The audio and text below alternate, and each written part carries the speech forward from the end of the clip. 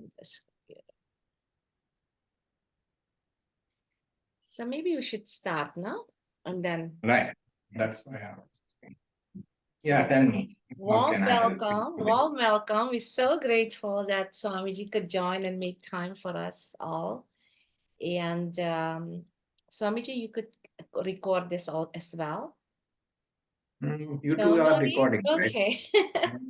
Okay. So we have tons of questions, of course, and Happy New Year to everybody. We love this group dearly. It's like a family now. So I think we should at least meet once a year. That's what I think, but we could meet often, more often, if time is there.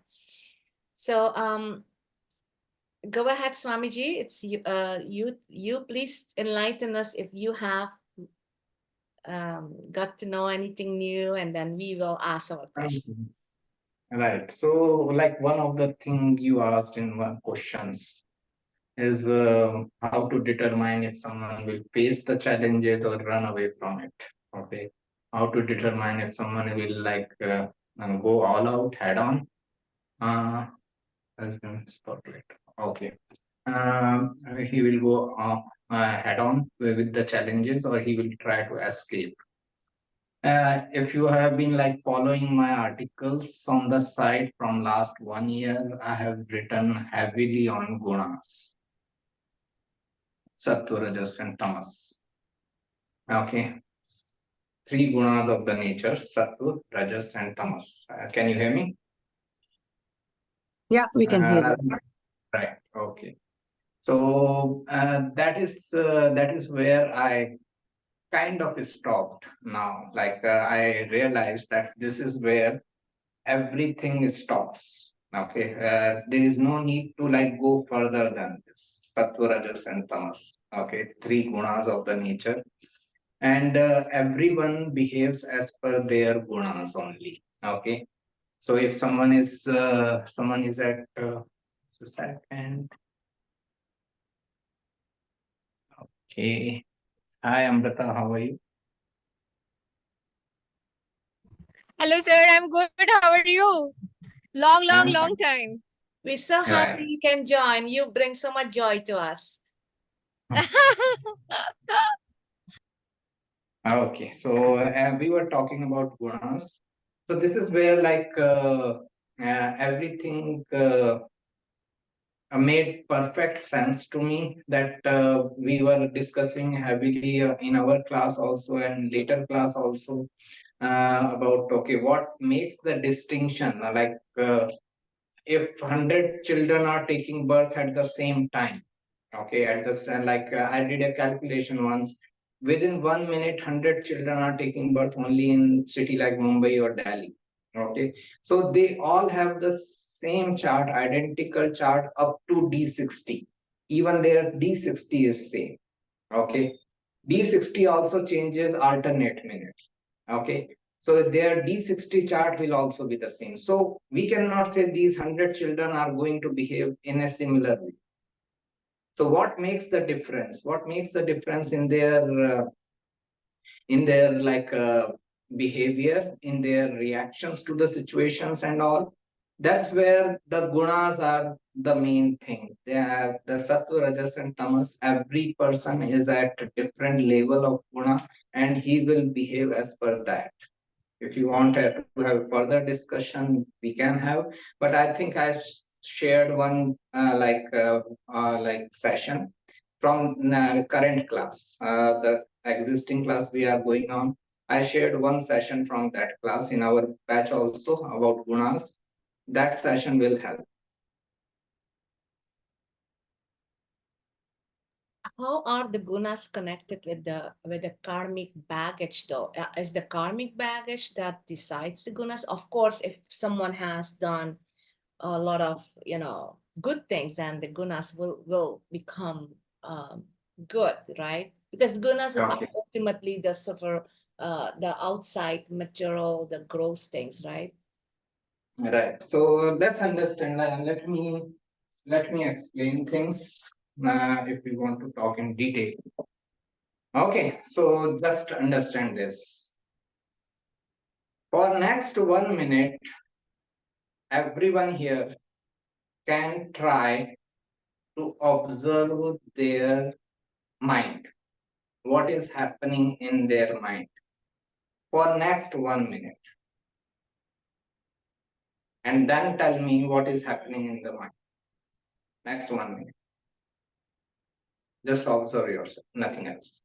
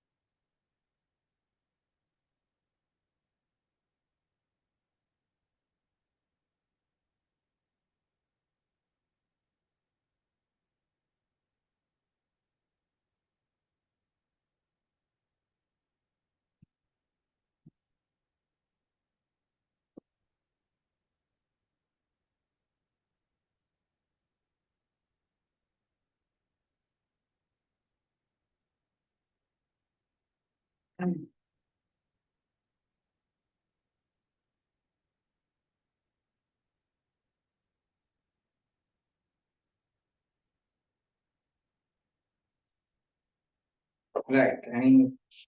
Any observation? I emptied my trash while I was doing that. I drank a cup of tea. Sorry? No, I said I emptied my trash on the computer because, I just want to make sure that I get this recording properly. And I Right. had my chai. Okay. So like anyone want to share what they observe when I said to observe yourself? So Anyone? I was thinking, since we were discussing about Rajo, Tamo, and Sattva Guna, I was thinking about recently I have read chapter 16 from Bhagavad Gita, Prakriti Gunatraya Vibhaga Yoga. There also Sri Krishna explains how a sattvic mind is, how a rajasic, how a tamasic. Like I was just recollecting what I read. Right. So that is where like everything revolves around. Okay, just a second. Let me mute all. Then we will start again. Hi Arushi, how are you?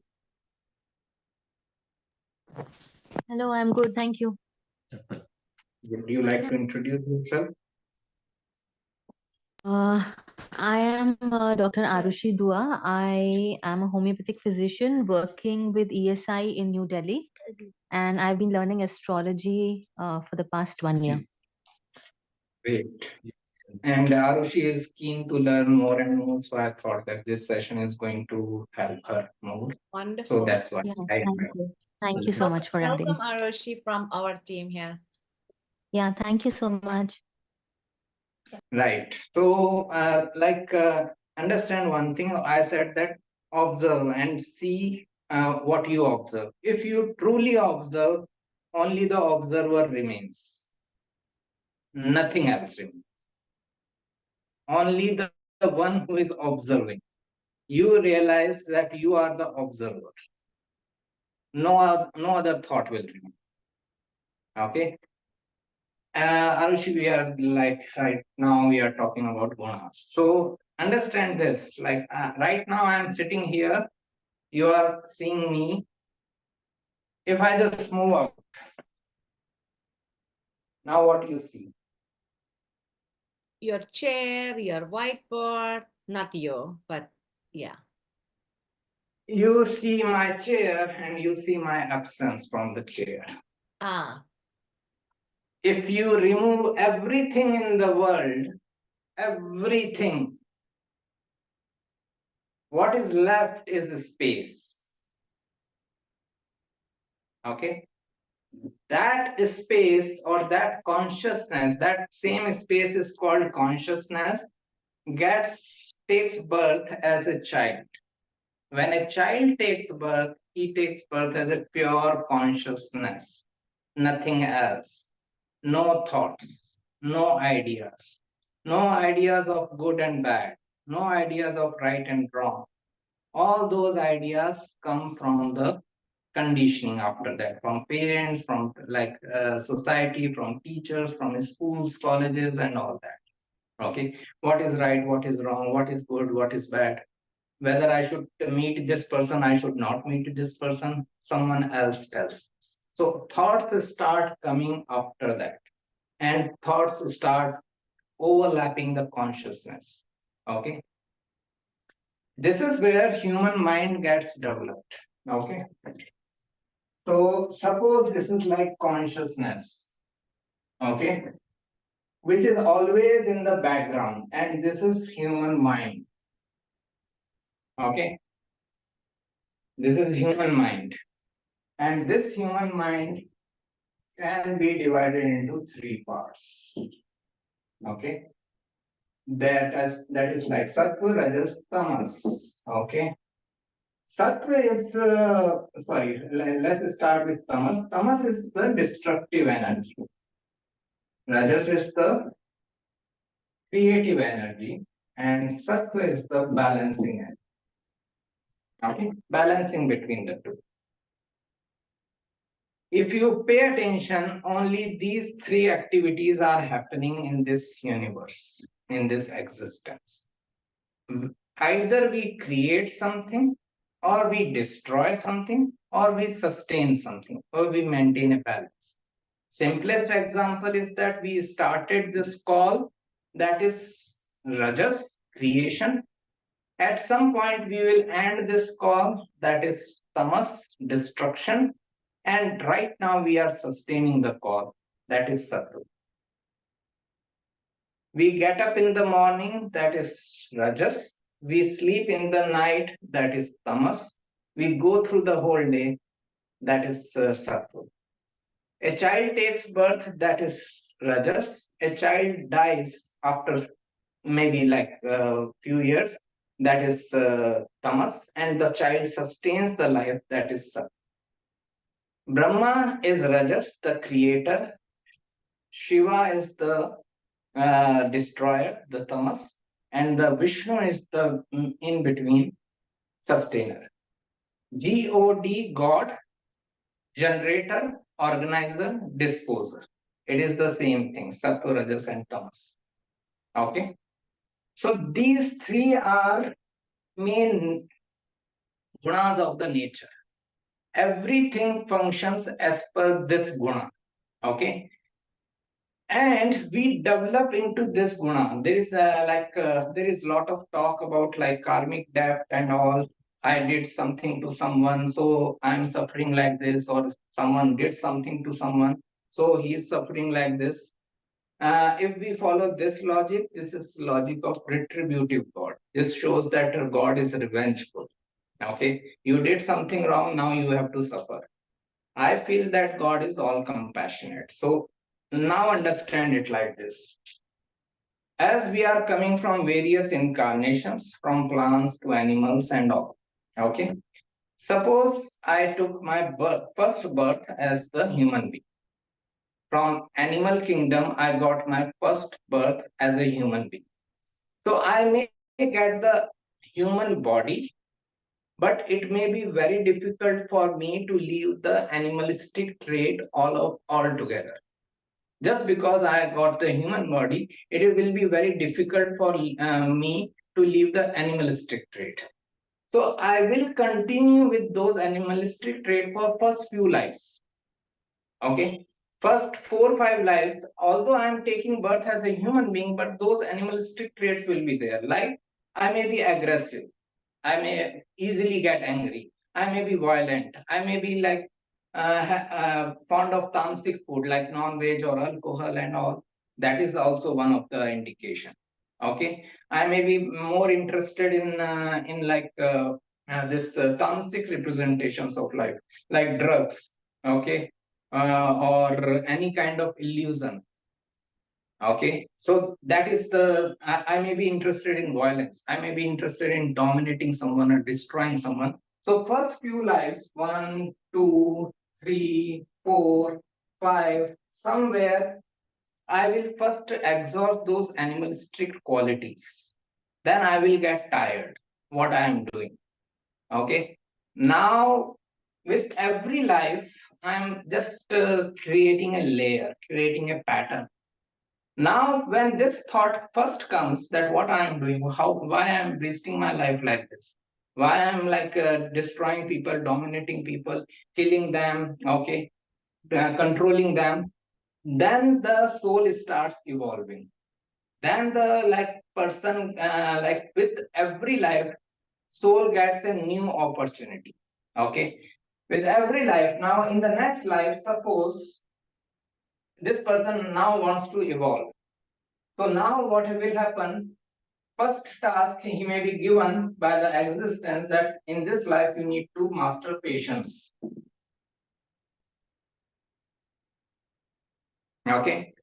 Now after this life again, the next layer will be in the next life you should be like servitude. Okay, you should be serving people and all. So like this we evolve further and further and further, and the one day comes when the soul which has taken birth as animal in animal kingdom, the same soul takes birth as enlightened, the master, the guru. It is the gradual process of evolution. But for that to happen, these gunas should change. The person should realize by himself that I am doing something wrong. So in first few lives, I may be like 80% tamasic, 10% rasic, 10% sattvic. From here onwards, the percentage starts changing. I may be now 70% tamasic, 15% rasic, 15% sattvic. The main focus is on reaching a state where I am 33, 33, 33. Balance between the three. It should not be either ways. If you want to divide in a day, I should live 8 hours of life of sattva, 8 hours life of tamas, 8 hour life of 8 hours life of rajas. This is balanced life. The moment I am balanced, soul leaves the body. The moment it is balanced, soul leaves the body knowingly, not unknowingly, knowingly. Okay, the person has gone beyond gunas and he has become nirguna, the enlightenment state. Okay, so this is what happens. This is how these gunas work. The person has to like work. Person has to first realize that he is doing something wrong of tamasic nature, and then he should evolve. Okay. This is where now understand in astrology, where I am trying to connect is that in astrology we have different representations. One house represents truckload of things, one sign represents truckload of things, one nakshatra represents thousands of the things. Now in these things also you can divide them into three categories. Okay, some representations are creative by nature, some representations are destructive by nature, and some representations are like sustaining. Like best example I can give is that 12th house. 12th house represents spirituality also, meditation also, but 12th house also represents drugs. So it has one very like sattvic representation, meditation, one very like tamasic representation, drugs. Okay, where you want to focus, and you will focus as per your gunas. If you are more tamasic person, you will be more attracted towards drugs. If you are more sattvic person, you will be more attracted towards meditation.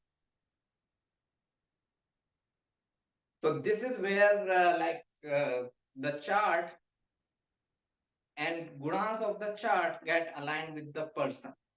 100 children, if we come back to the same example, 100 children may be taking birth at the same minute in one city, but they all will have different percentages of guna, which will decide where they will be attracted towards. I may be attracted towards I may have like different options. Okay, you can do this also, this also, this also, this also, where you are getting attracted. The best example which I always quote, you people may be aware now, Osho has like 1,000 of books, at least 1,000 books published in his name. Okay, he is author of at least 1,000 books. But people only talk about one book, Sex to Superconsciousness. It is their choice. Right? You want to focus on one book. There are other 999 books also, and on different topics of life. Where you want to focus, it's your choice. If majority of population is only focusing on one book, Sex to Superconsciousness, it means majority of people are inclined towards that. It is not Osho's fault, it is their fault. Okay, so this is how I feel like this is the shortest way I can explain. If you go through that session, I will again share the link of that session of Gunas. It will be helpful. We talked about many different examples. Like if I just bring one simple example. If you know about this guy, Jeffrey Dahmer, okay, he was a serial killer in US and he killed 19 people. Okay, 19 men he killed in his lifetime. Then he got arrested, and during his time in prison, he got interested in religion and all, and he wanted to be baptized. He got baptized. A priest came into the prison. He baptized him. After the baptism, he was attacked by a fellow prisoner. Now understand this person. He has killed 19 people. What was the big deal for him to kill the 20th also? It would have been easy for him. Okay. But he didn't kill the 20th. The one who attacked him, he didn't even resist the attack. He didn't even try to safeguard himself. He accepted that as his punishment. What I feel, maybe 1% this person evolved. Maybe 1% from 80% tamasic, he became 79% tamasic in this life. With that one activity of not resisting the attack and accepting it as his punishment. Okay. So this is how, like, whenever we get into circumstances or situations where people are nasty to us and all, it is like a way by which we can have an opportunity to evolve. Like these days, I give this example in consultations also, in classes also, that suppose in this life I'm like supposed to learn patience. For that to happen, the most important thing is that I should be surrounded by provocating people who are provoking me every day. Then only I can learn patience. Then only I can test my patience. Okay. That is why all oppositions are our counterparts. Everyone is teaching us something and we are teaching them something. We all are walking each other home, as Ramdas said.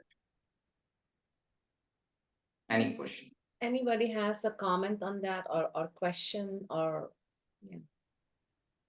Yeah, Swami Jee, just a couple of things.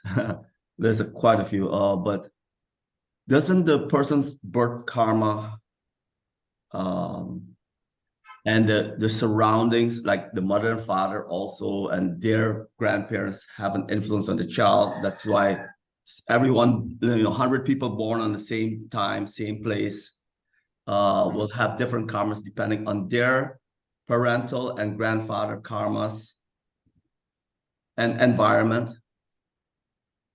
Okay, understand it like this. Now you are saying that because of like their birth, they in a particular family, they are impacted by the karma and all.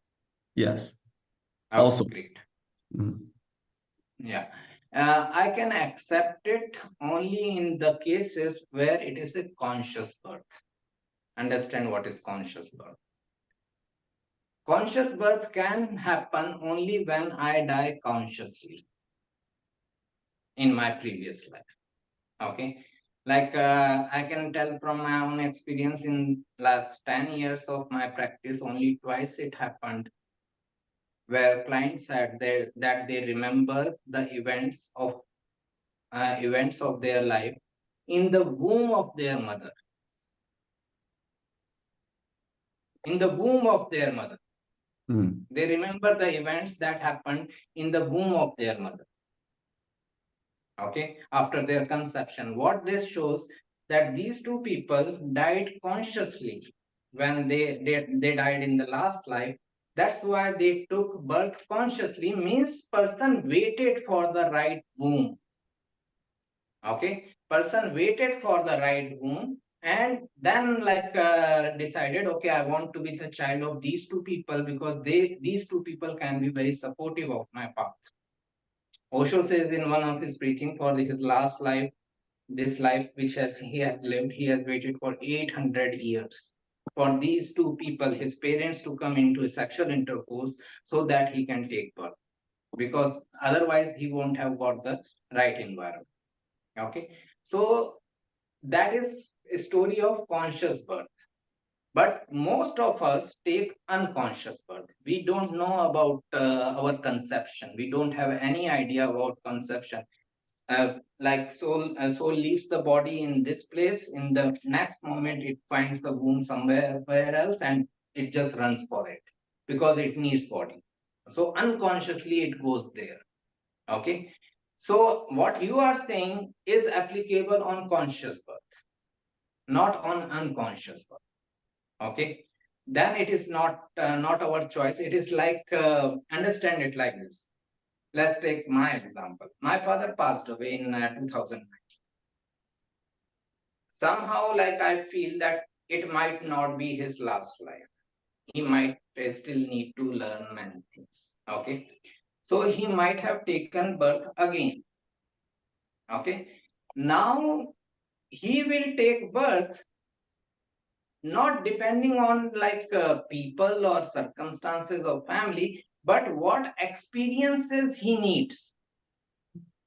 Okay, what experiences he needs into next life to evolve further.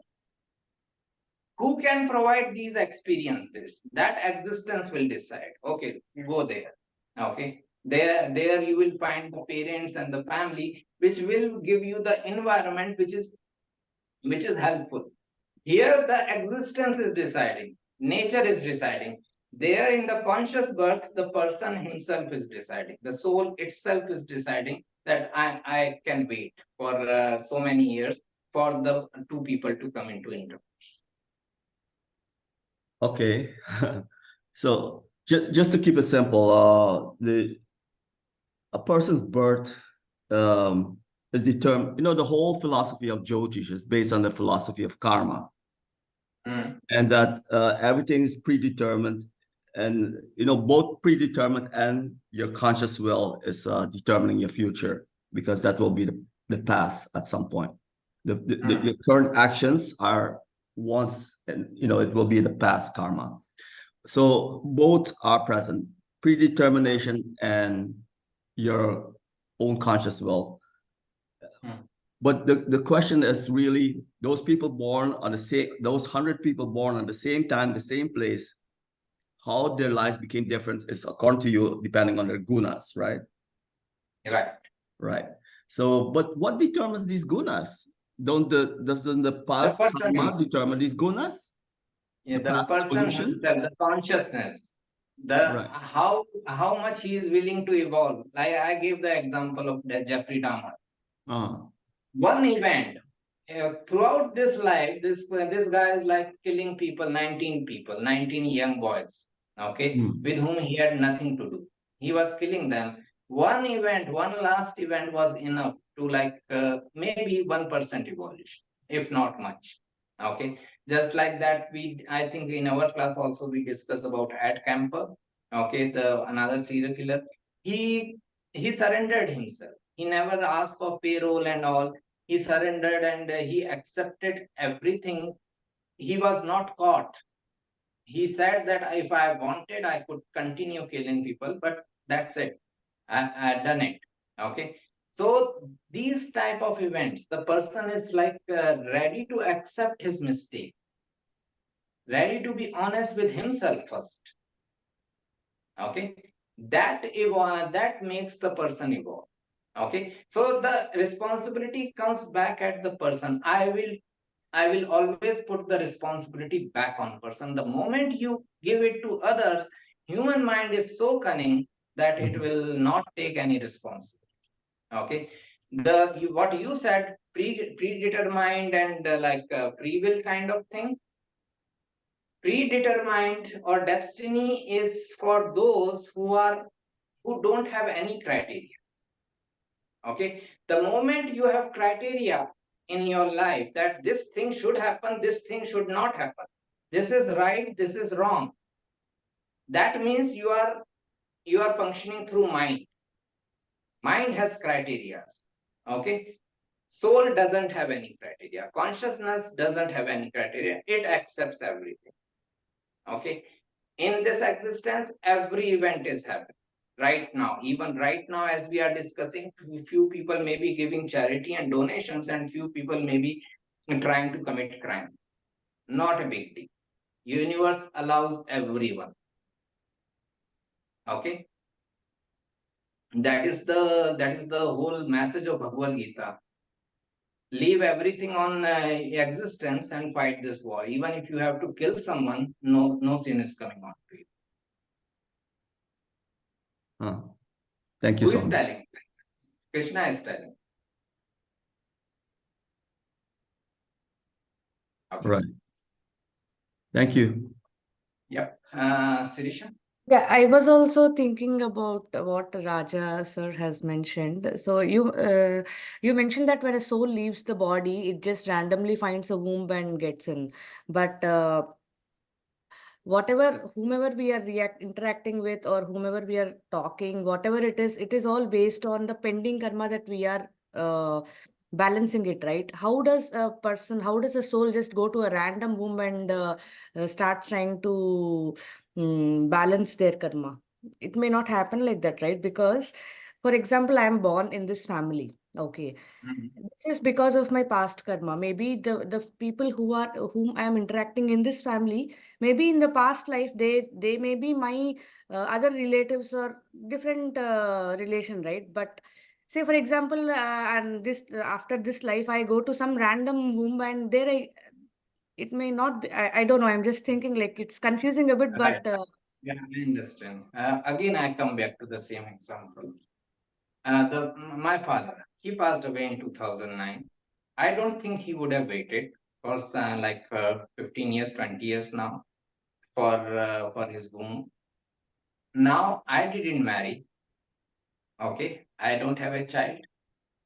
My sister didn't marry. She doesn't have a child. Okay, so there is no possibility that he can come back into the same family. so that's where But the uh, so for you and me it is in 18 years, 19 years or 20 years, but for the soul it is only 20 days, right? It is the lifetime or the time management of the soul is always at the Brahman level. So it is 20 days for them. So what I heard or what I read was soul keeps waiting, and at the end of the day, if the soul doesn't find any womb of their family, then it just simply curses, saying that okay, I'm not allowed to come to this family, and that's where the family lineage stops. I don't think so. First of all, in unconscious births again, majority of time, womb is available. Okay, womb is available because millions of people are always having sexual intercourse in the world. Okay, womb is always available.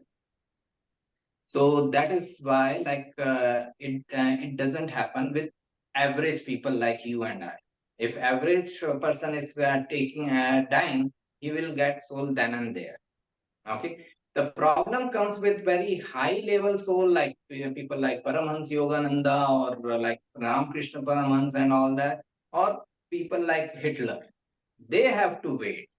They have to wait for the right people. Right people means Paramahansa Yogananda would have to wait very evolved two people to come into sexual intercourse, then his soul can enter in to the womb. Hitler's soul would have to wait for someone like Hitler to come into sexual intercourse, and then he can enter.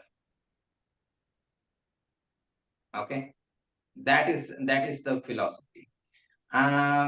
Many a times, like some exceptional cases are also there, like a person like soul can be like, or mind which comes out with soul can be too attached with the body. Okay, can be too attached with the family. Okay, so for some days it can roam around there. Okay, because of the attachment. Okay, suppose a grandfather is too much attached with the grandchild and grandfather passed away. So for some days he can be like visiting there to see the grandchild. But after that, once the body is cremated or buried and all, this the mind realizes that I have to move on. I have to go away. Okay, I have to like find a new. This is what I feel. Obviously, we will know when we go into that process. Okay, so that is another thing. The main thing is that if we come back to the same example, now I didn't marry, I don't have a child. My sister didn't marry, she doesn't have a child. But my father's soul cannot wait, okay, for so long. So, but he needs some experience. Understand? From my child also, my child also, he would have got some experiences through me. As my sister's child also, he would have got some experiences through her. Now, experience is more important rather than the individual. Okay, experience should come to the soul or mind rather than the individual. So, if that experience is available through the another family, then nature will send it there. Okay, understand how like soul moves through birth. If I drop this water, if I like spill this water here, okay, what will happen? Water will flow downwards where it is easiest to flow. This is how the human mind works when it comes out of the soul. It checks the easiest possible move if it is unconscionable. What is easiest possible? Because some people say when people go through like auto body experience, if anyone of you have had it, auto body experience, it is a very painful process, like or an event in a way, because the soul is out of the body, and now in that painful state, it is like almost impossible to wait for new body for years altogether. So in that state, it just goes to the nearest possible. Okay, if suppose if X person dies here in this room and there is a sexual intercourse going on in the next room, it will go there. That's it. Why I should travel anywhere? It is available right here. Okay.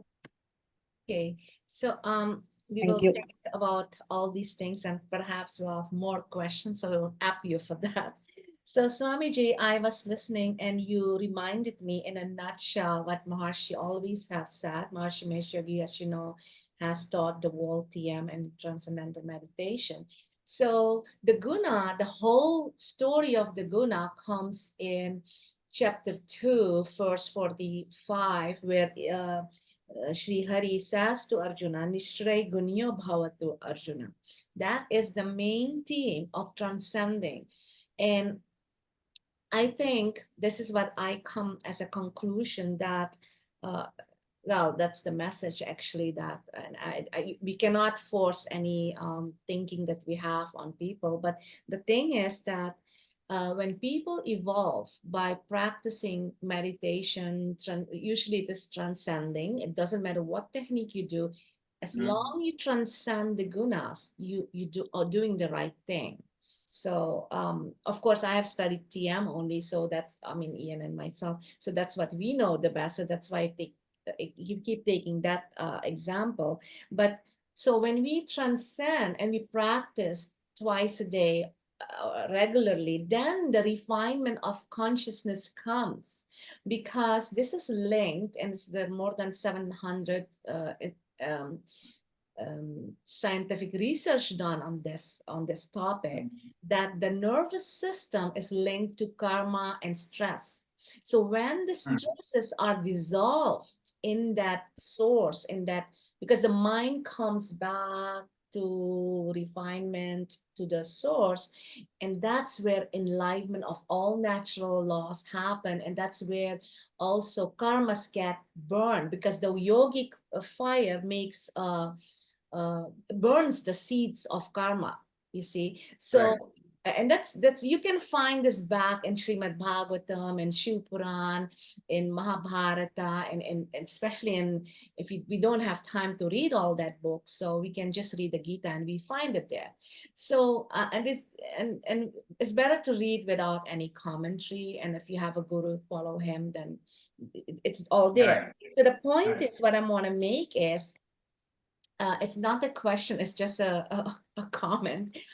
Who decides in the very first creation that you will become an animal, and you become, okay, you're going to become a plant, and you're going to become a human? There has to be a reason for the being, we call it being, or consciousness, that, okay, we're gonna create this thing, and we're gonna make Radha and plant, Ian gonna be a human, one of the other person gonna be an animal, things like that. But it takes so many life to evolve, which is happen unconscious. But the thing is, the rishis, which is a lot of the very first seers, came out of nothing. They were, the book says, this is some writings from Ved Vyas, that being himself, it is self-created. They come on earth to bring the law, how you say, the constitution of the universe to, because it has creation. I'm just saying it. I have to use some words now. And basically, we have to live his will. But in our false ego, we live our own thing. And then we think, oh, I should do this and this. And that's where it happens, exhaustion of karma, but also happens more creation, ripples in the pond. So you create more baggages. But the point is that it comes back to chapter 2, verse 45, where you have to go back to that guna, and then you refine your consciousness, where you bring back to that comment that you made from that guy that killed that last person, right? So, and then he'd surrendering, right, comes only in refinement. If we, there has to be a evolution in the mind that decides that, okay, you know what, this is all self-created. I did this to myself. I let it go. So you're right on that. But the thing is, we have to be able to see all that in the Kundali, Swamiji. No, that is not possible. Explain to me why.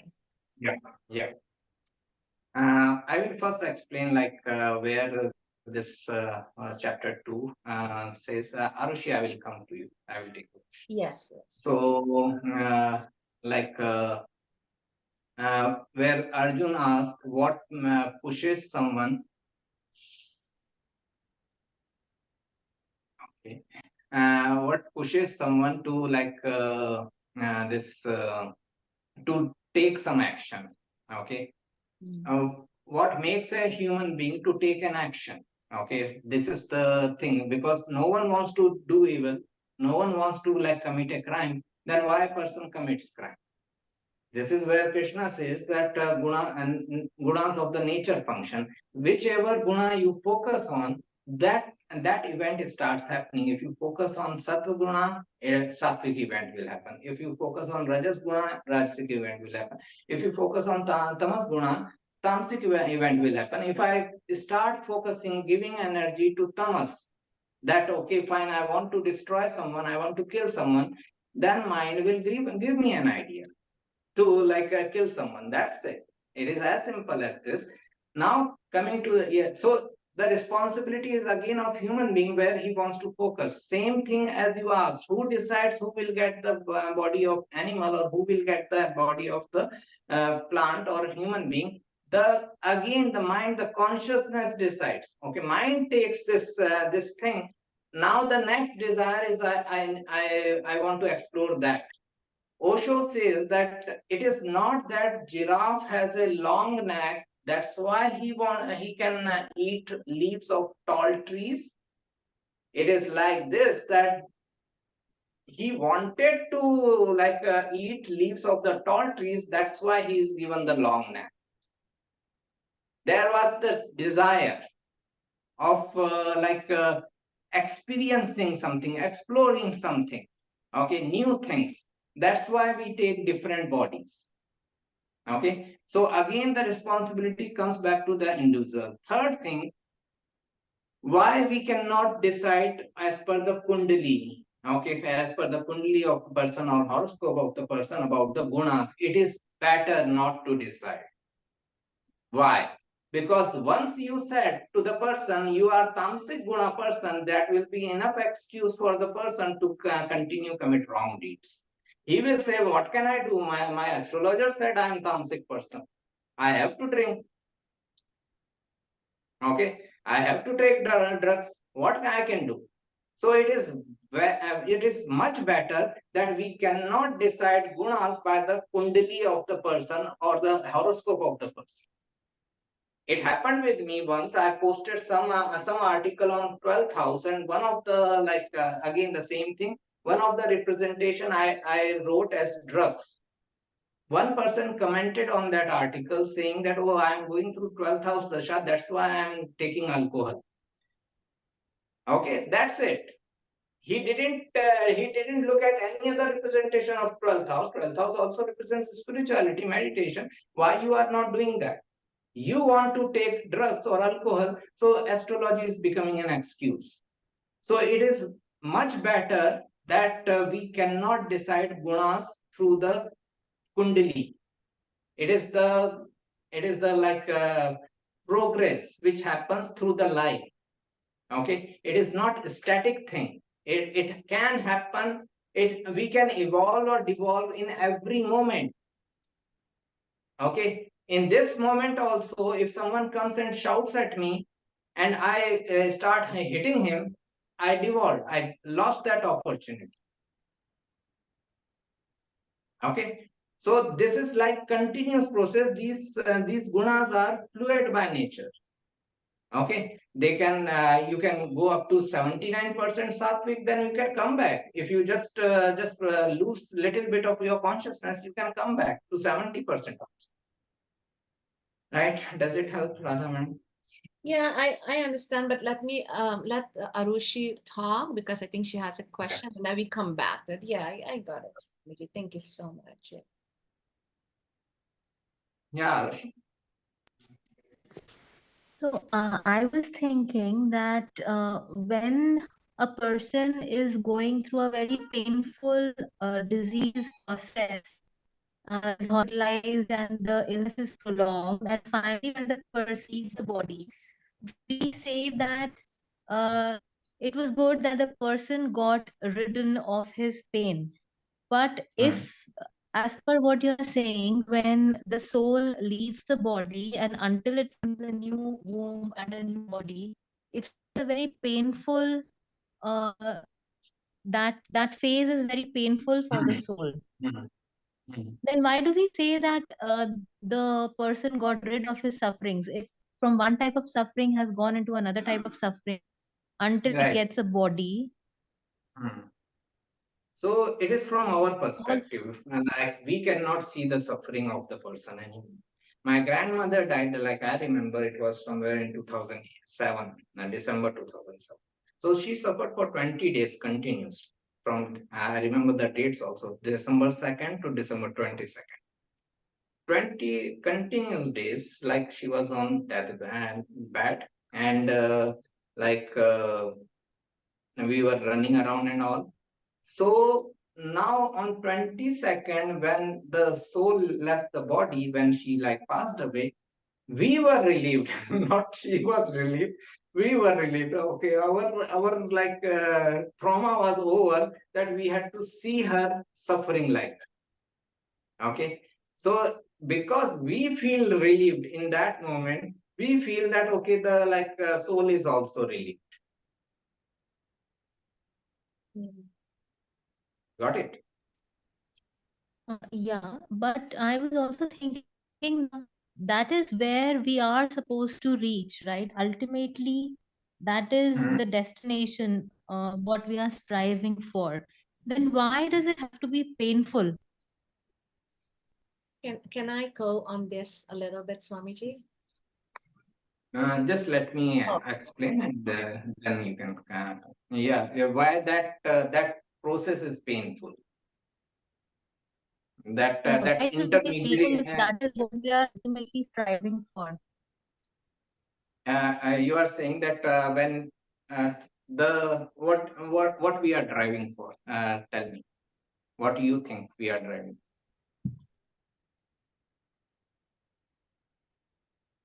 Hello. Are you there, Arshi? Hello. I think yeah, she's there. I think there's some problem with the network. It's fine. I just switched. We can. I Yeah, we switched from can. mobile data to Wi-Fi, so probably that's why. Oh. Yeah, I was saying that when that is what we are ultimately striving for, being in the state of consciousness, then why temporarily being there is painful? Right, because it is unconscious death. The person is still trying to cling on to the body. Okay, person is not dying consciously and not leaving the body as is. Person is trying to cling the body. Just see, like whenever you like, I don't wish so, but if you get the opportunity of someone on deathbed, okay, watching someone on deathbed, just see how much they want to like resist the death. Okay, and they want to remain in the body. The pain is coming up because of that. Person wants to remain in the body. The attraction of the body, that causes the pain. When once the mind moves out along with the soul, that's why mind feels the restlessness. Okay, let me get another body, let me get another body. But if the person is dying consciously, realizing that it is just part of process, the moment I leave this body, if I need to take birth again, I will be given another body. What is the big deal? Okay, then it cannot be like that painful. Again, it is the difference between conscious death and unconscious death. Okay, like if you see the pictures of like a dead body of Paramahansa Yogananda or Osho also, it is like they are just sleeping up. There is nothing like a dead body. If you see other dead bodies, normal person, average people like you and I, there are many twitches in the body. When you see their hands are twisted like this or face is twisted like that, what this shows? This shows that when the death came, this person tried to resist the death. And that's why these twitches in the body. Okay. He was not very receptive towards the death. And that's why the suffering. Okay. That's why the mind leaves the body through the suffering. That's why the suffering continues until he finds the another body. But if he lives consciously that it is just a part of process, I'm just changing my clothes, as Krishna says in the Bhagavad Gita, then there is no suffering. So there are always people who have been through the long suffering period for such a long time that they are looking forward to leaving the body, right? So like the recent death that happened in my family, which I discussed with you, she was in her final days saying, "Don't pray for me, I want to leave." So is that what we call a conscious death? No. I would like to know what was the situation on the last day, where she was like peaceful while leaving the body, or she was still resisting till the last moment. Okay, that decides. Okay. Okay. I give another example. Like if you read about the death of Neem Karoli Baba, okay, there is a book named Love Everyone, okay, or like even Ramdas book, Being Ramdas, talks about it. He was like not feeling well, okay. So some of the disciples took him to hospital, okay, and the whole thing started like a doctor came and they started like checking him up, and someone came up with the glucose bottle, someone came up with and everything, and he just rose up. He just rose up from the bed. He just said, "Oh, all this is useless. Give me Ganga Jal," and he just took the Ganga Jal 3 times on himself. Om Namah Shivaya, Om Namah Shivaya, Om Namah Shivaya. He just laid down and left the body. It was so easy. Okay. Even the story goes like this from morning, like that day in morning when he got up, and he was like very happy on that day. Okay. And in the morning worship, he performed, and like someone asked, Baba, why you are so happy today? So he said, I am getting rid of prison today. Okay. I am getting out of prison today. My imprisonment is over. Okay. So this is the thing, like a person is not even willing to go to hospital. Why to go to hospital? What for? Okay. Anyways, this body has to die. Then let me die here only. Okay. Same thing is with Osho. They tried to call the doctors. They tried to take him to hospital. Okay, no need. I have to go one day. Okay. So why not today? What is the big deal? Okay. I hope this answers or helps. Yeah, thank you so much. You're So, welcome. yeah, I see some other people came in. Welcome. So I wanted to actually connect on some Kundali questions. So what we all do, but before I do, I wanted to comment on Swami Jee's comment. He's mentioned about the painful evolving in the belly when the soul is evolving. You know, this part is coming is in detail written by Ved Vyas in Bhagvatam. It's a very painful experience for certain souls because, well, most of them, for all of us, because there's a whole chapter on that the soul, when the soul is in the belly, the soul is pleading to the creator, whoever you want to call him. I call him Sri Hari, but that please allow me to come. I will do this for you. I will that for you. I will this, that. And the moment the soul comes out of the body, the soul forgets who is God and does what he needs to do.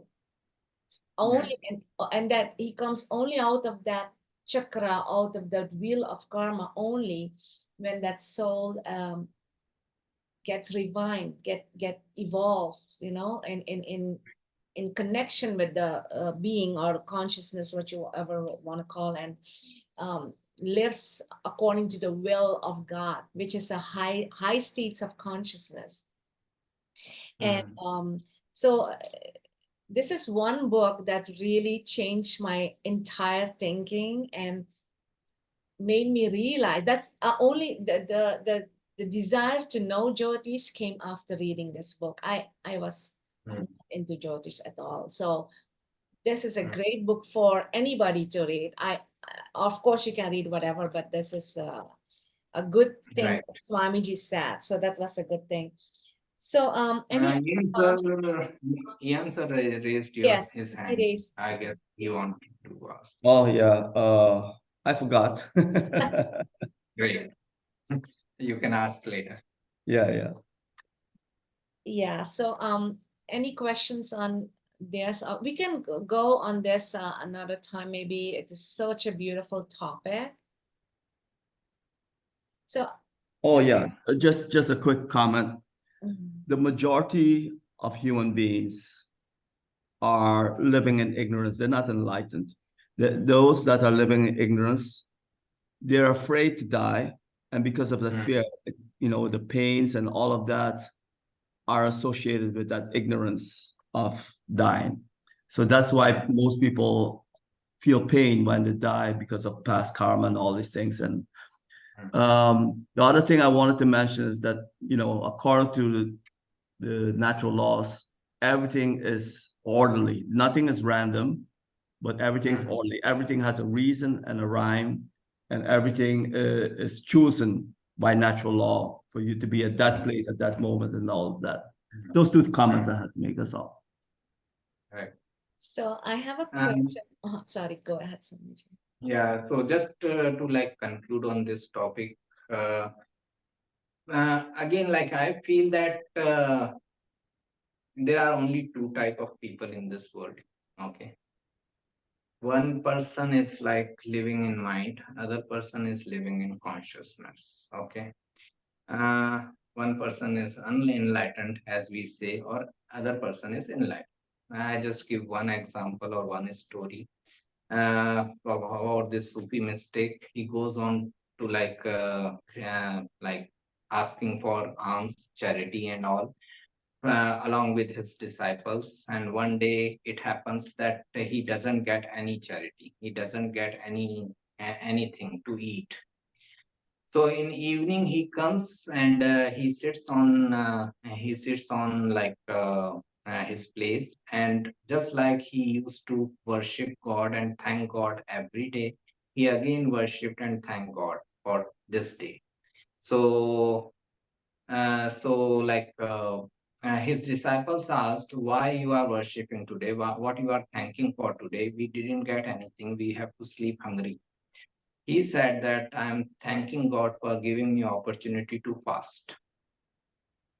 So this language of where everything is predetermined, everything is destined, everything is under the universal law, applies on this type of person who accepts everything. Okay, that's what I'm trying to say. As long as we have the criteria of life, that this thing should happen, this thing should not happen, we are not at that stage. Okay, we should honestly remain in the mind, in the free will. Most of us are in the mind only. We are not at that stage. We cannot thank God for remaining hungry. We cannot thank God if our child is dying. Okay, if you can do that, then okay, fine. Then talk about predetermined, then talk about destiny or fate. But if you cannot do that, then come back into the free will mind. Okay. Yeah, so Arushi, you next in a minute. So Swamiji, basically you're saying that, which I agree, that when things happen to us, we should be happy that, maybe it was something and it is got even by this. So, but for that also, Swamiji, we should have that consciousness to able to do that. And that should be reflected in a kundali also. No. Okay, we will discuss that another time.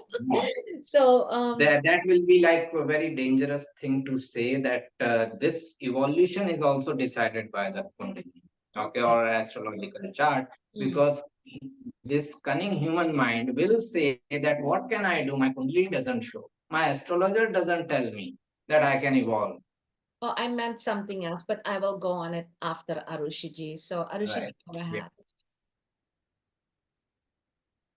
I was thinking that if everything, like you just mentioned, is as per the universal laws, and you are supposed to face certain situations, you are supposed to be around certain people because of certain qualities that you need to develop in yourself in this life, then what is the point of reacting to any situation?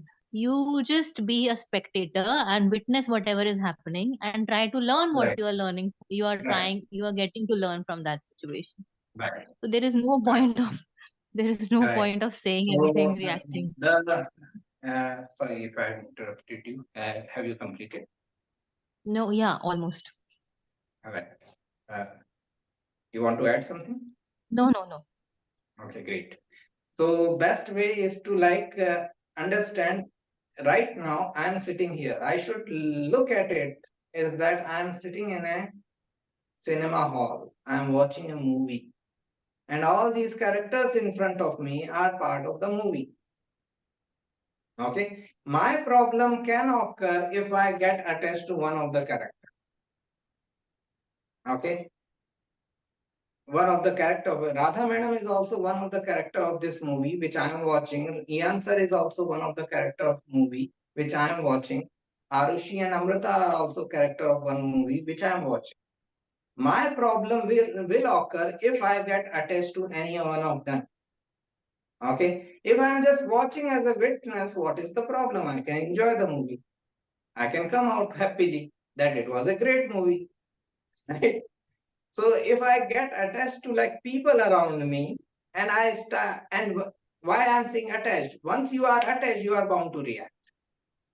Okay, once you are attached, you are bound to react to their behavior. If you remain detached, if you remain isolated, just witness them. Just witness them as you are watching like a game of a sports. This is also a good example.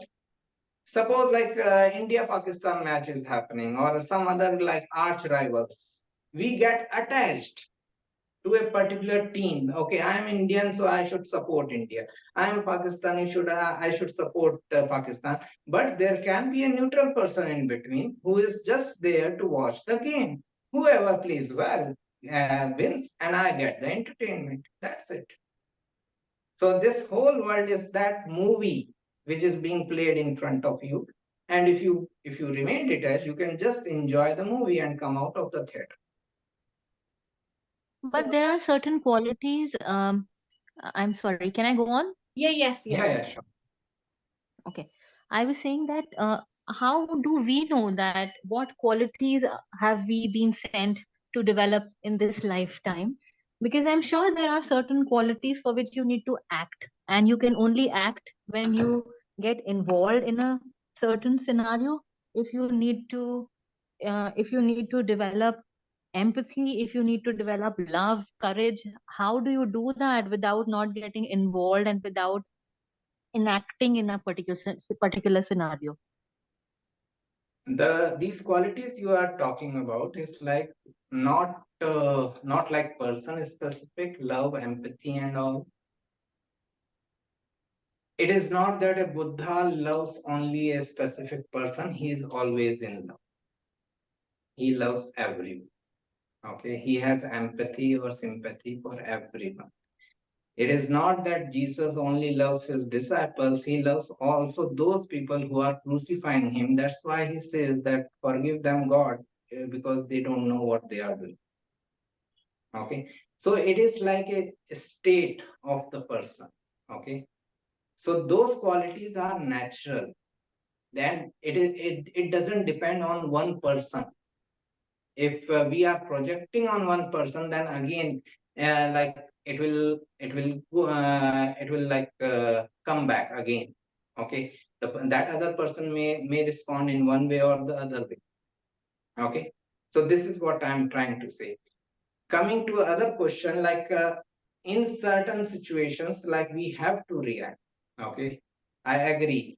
The best example I can give is the difference between ego and self-respect. Okay, if I just bring this example of ego and self-respect, can anyone tell what is the difference between ego and self-respect?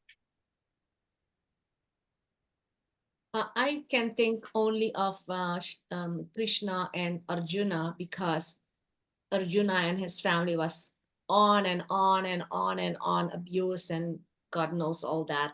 So he had to take the decision to fight all that was against the tradition in a family. He had to fight his loved one.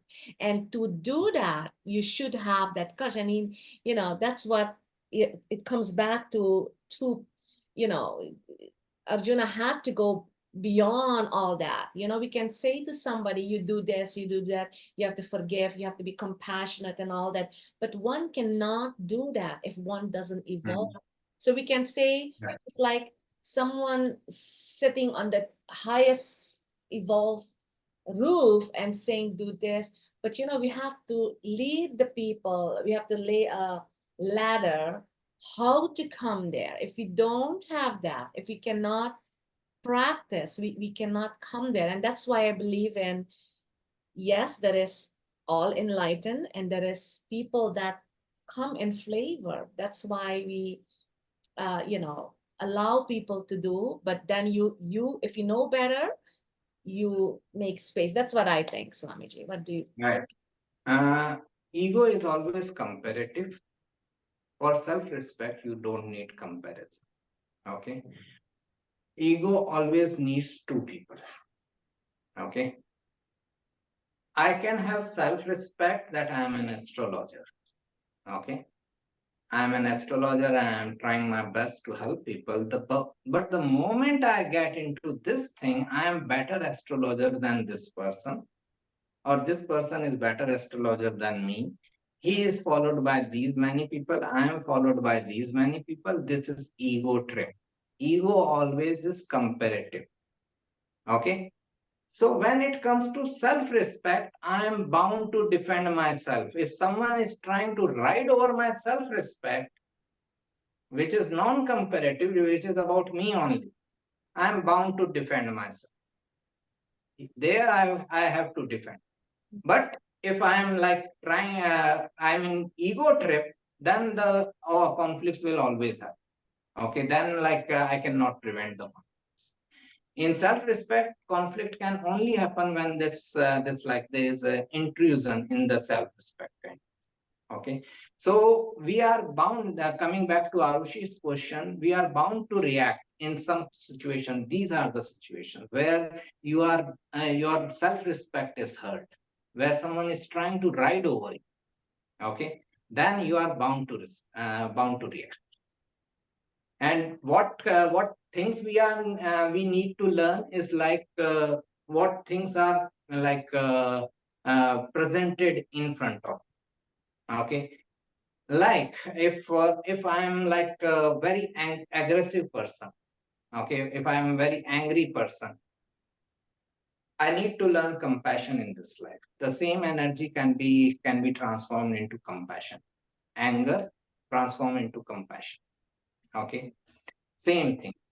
Okay, so if I am very aggressive in this life, I need to learn compassion. Be compassionate about it. So does it help, Arushi? Yes, thank you so much. You're welcome. Yeah, Ian sir. Yeah, this question that Arushi had is a very complicated but very deep question, because how do you know to act or not act is the question Arjuna had on the battlefield. He said, on the other hand, these are my uncles, my family. How can I fight them? And on the other hand, his intellect is saying, I have to do dharma, I have to do justice, I have to follow natural law. But the heart is saying, these people are part of me. This is the essential problem in everyone's life, is a battle between heart and mind. Heart and mind. Right.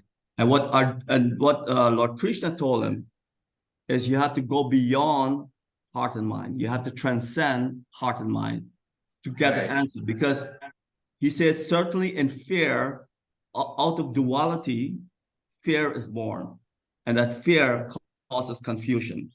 Because the duality is that there's a heart and there's a mind. And everybody in the commentary Maharishi was saying is that, they depicted Arjuna as a weak person because he was starting to shake. His Gandiva, his bow fell out of his hand. He was starting to shake. But there was a reason for that, Maharishi explained, is that Arjuna had a fully developed heart and a fully developed mind. He was a very strong mind and heart, but they were opposite each other.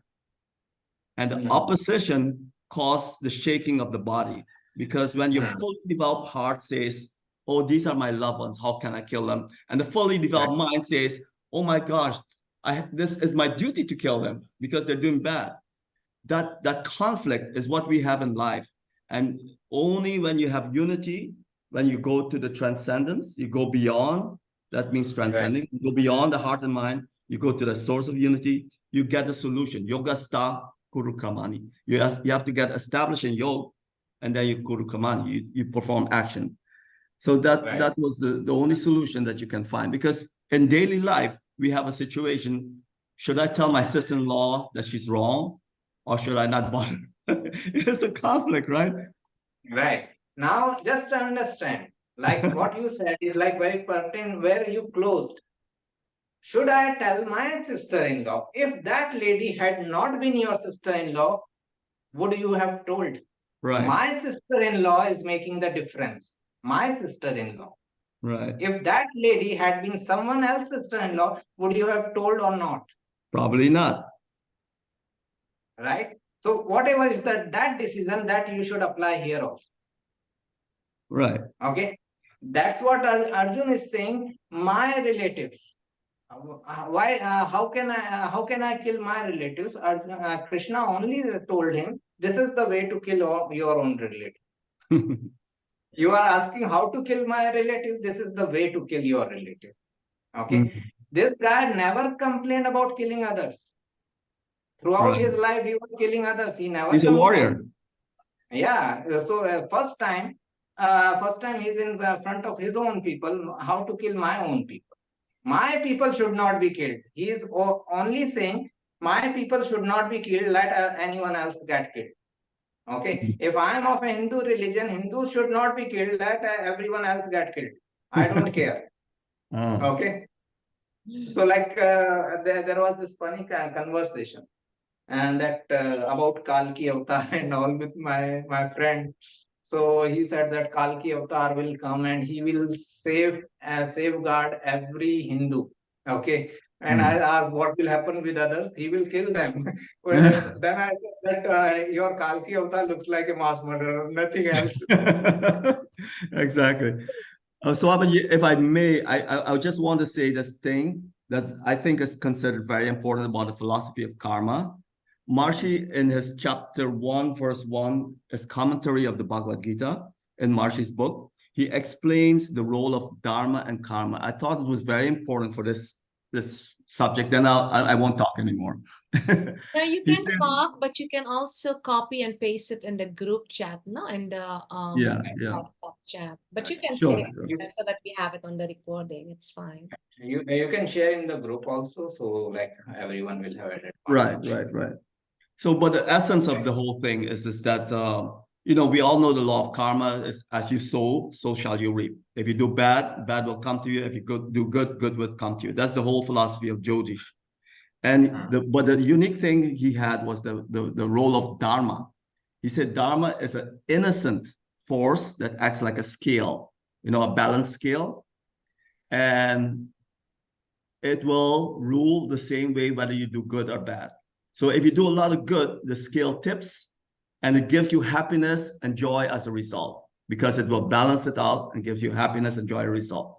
If the scale tips to the bad side, if you do a lot of bad things, the same innocent force of dharma will tip the scales, the same evolutionary force of dharma will tip the scales back and give you suffering and hurt as a result. So life is in your own hands. As you want it, as you sow, so shall you reap. That's the philosophy of dharma and karma. Yeah. Yes. So we're gonna conclude this topic. Then we're gonna go to practical questions on Jyotish. But I want to conclude it now. And just a second. Yes. How long is this session? No, just a little bit. Endless, Swami. Swami Jee, we have you today. We want to have some question, not too long. Okay, so let's make it like 2 hour session, like yes, absolutely. But we want to conclude this one, but we can go elaborately, So the whole paradigm of Jyotish is nothing else than the eye of the Vedas. That's how it is written in the scriptures. And it's all based on karma and dharma. And every Jyotishi has their own way of making this knowledge their own. And that's why they have the blessing to read a chart, because I can read a little bit, but I can't do predictions. That's the responsibility. I personally cannot take it yet. But what I do like, what I feel is this fascinating for me is how to see and that's where we're gonna bridge over to some practical questions.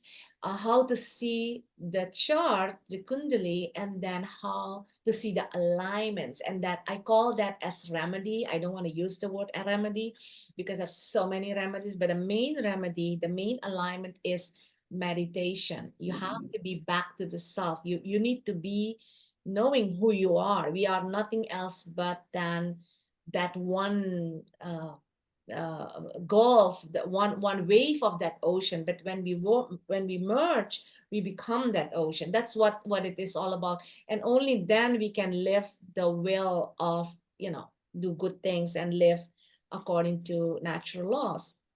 So for that, I wanted to share a chart. Is that okay? I share a chart.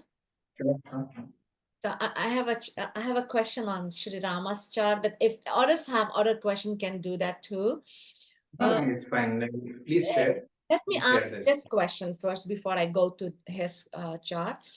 Kal Amrit, Kal Sarpa Amrit Yoga, when people have that, or Kal Sarpa Yoga, there's two.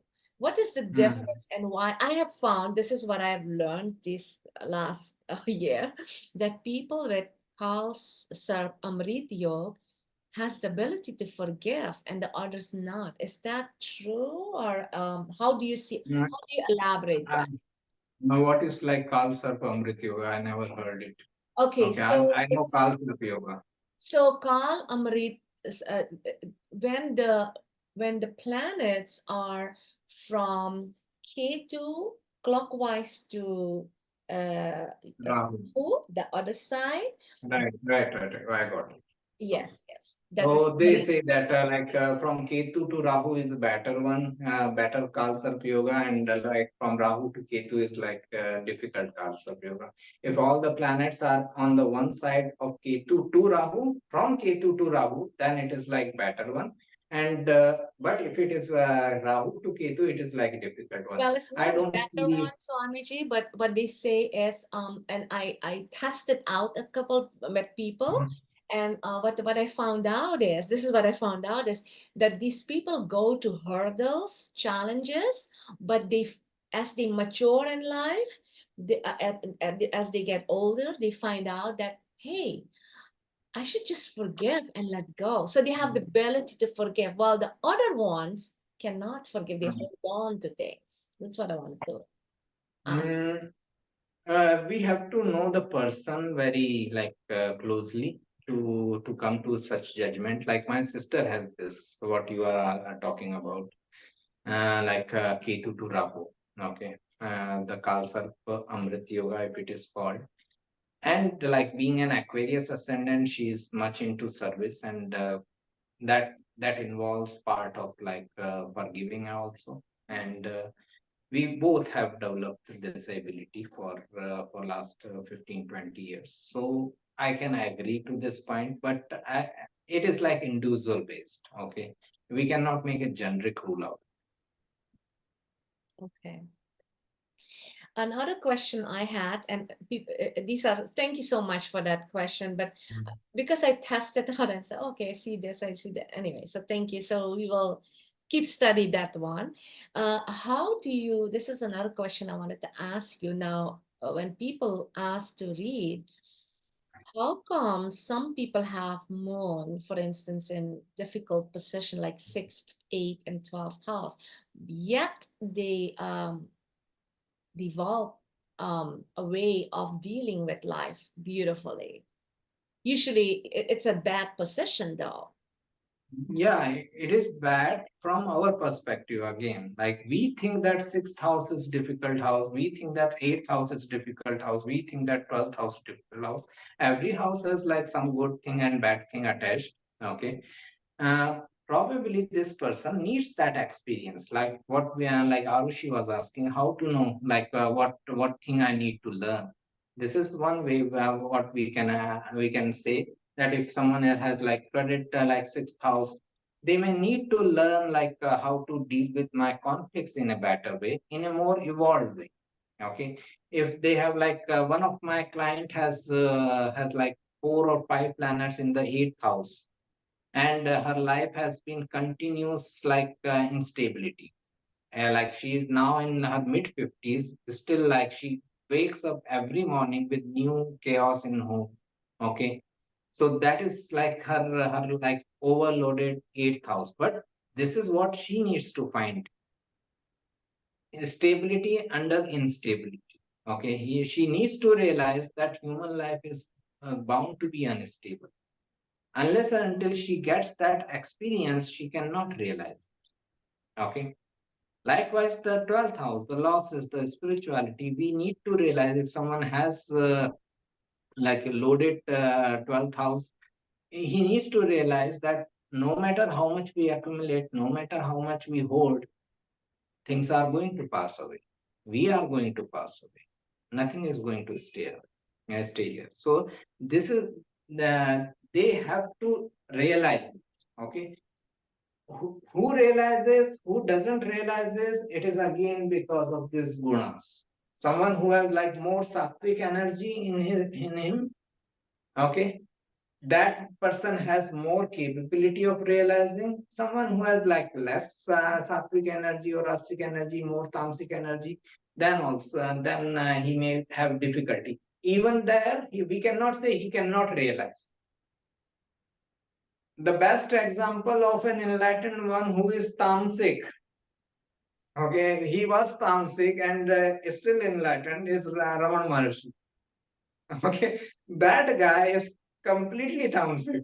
He is just sitting in one posture whole day. He will not even change his side unless until his one shoulder starts aching.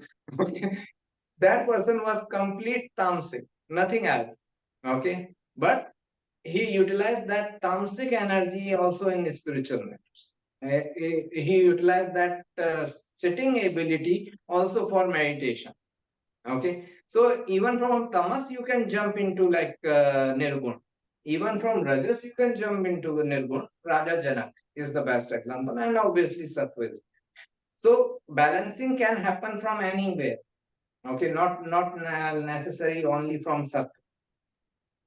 So this is the thing, like whichever guna is like more prominent for the person, he will evolve as per that guna.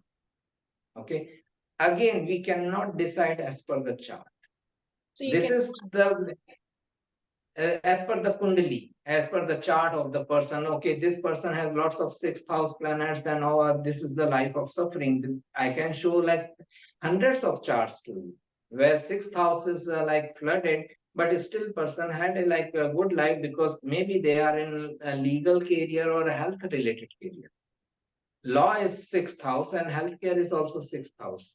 So they diverted their energy in the healthcare, and they become a good surgeon, good doctors, and it gave them a good life. Right. So basically the alignments, to know the alignments, how you tell someone this is how we align. We need to know natural law. We need to explore Vedic literature. Otherwise, we can't do that, right?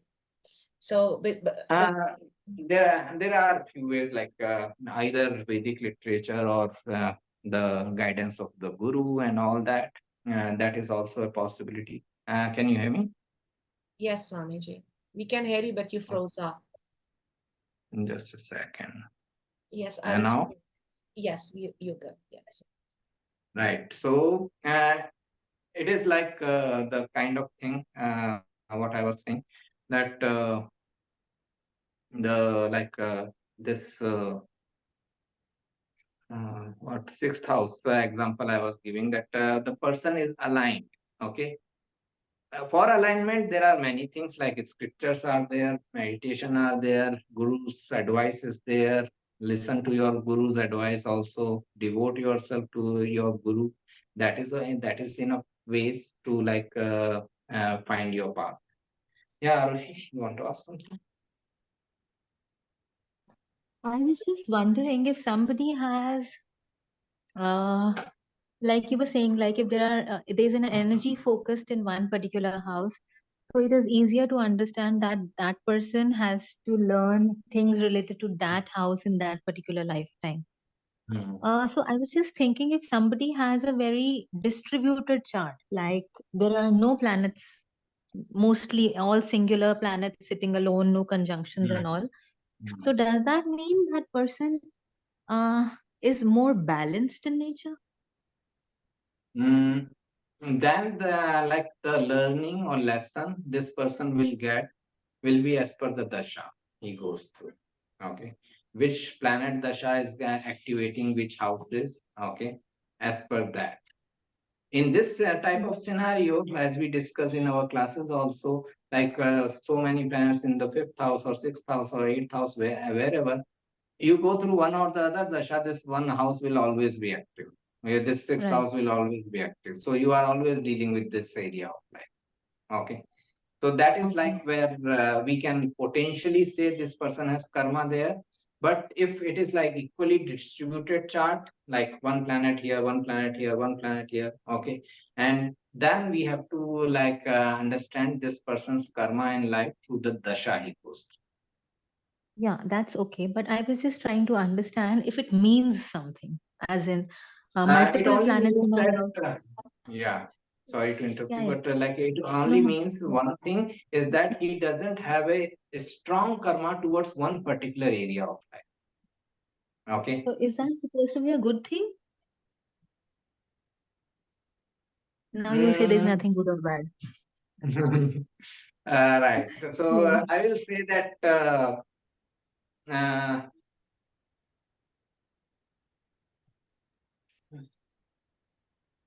he can explore different things in this life. I will say that. Okay. Okay. Yeah. He can explore different experiences in one life because there is Okay. no any energy accumulation in one place. Okay.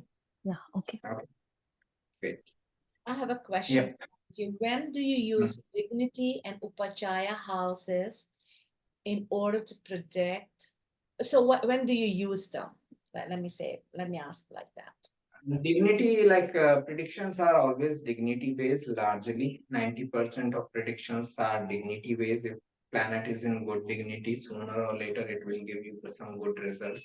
And if planet is in bad dignity, sooner or later it will give you some challenges also. Okay, so that is the basic crux of astrology, predictive astrology. So I'm going to share Sri Rama's chart because this is my question next, because he had a good dignity Mangal in his chart in the 7th house, but yet he was a good warrior. Yes, Maryada Purush, but he had to be separated from his wife 2-3 times. So 1 second. Because it was in Capricorn. Capricorn is ruled by Saturn. Saturn represents long distance relationships. Yeah, sorry for, yeah, so I just want to share this. Can you, Yeah, I know, like it is like they say that he was Cancer ascendant person with many exalted planets. yes. Right. So as we see, like if we see his chart, Saturn rules the 7th house and the 8th house. 7th house is the house of like relationship. 8th house is the house of relationship benefit, and Saturn is sitting in the 4th house, Libra. So this is like it is exalted, but it is still Saturn. So it is still like long distance relationship or troubles in relationship. He gets married.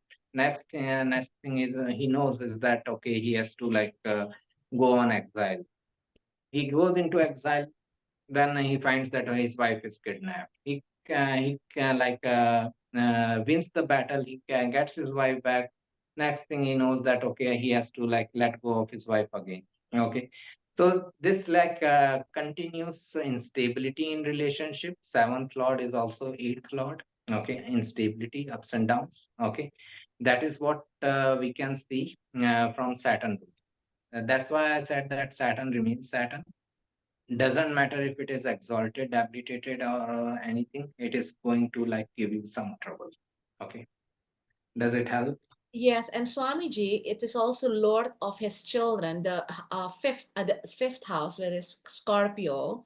So that also means that separation in the end, right? And but in the end, they came together, of course, Lo and Kush. I will rely more on Papkartri Yoga, which is happening in his fifth house. Saturn is in the fourth house, Rahu is in the sixth house. There is Papkartri Yoga for the fifth house.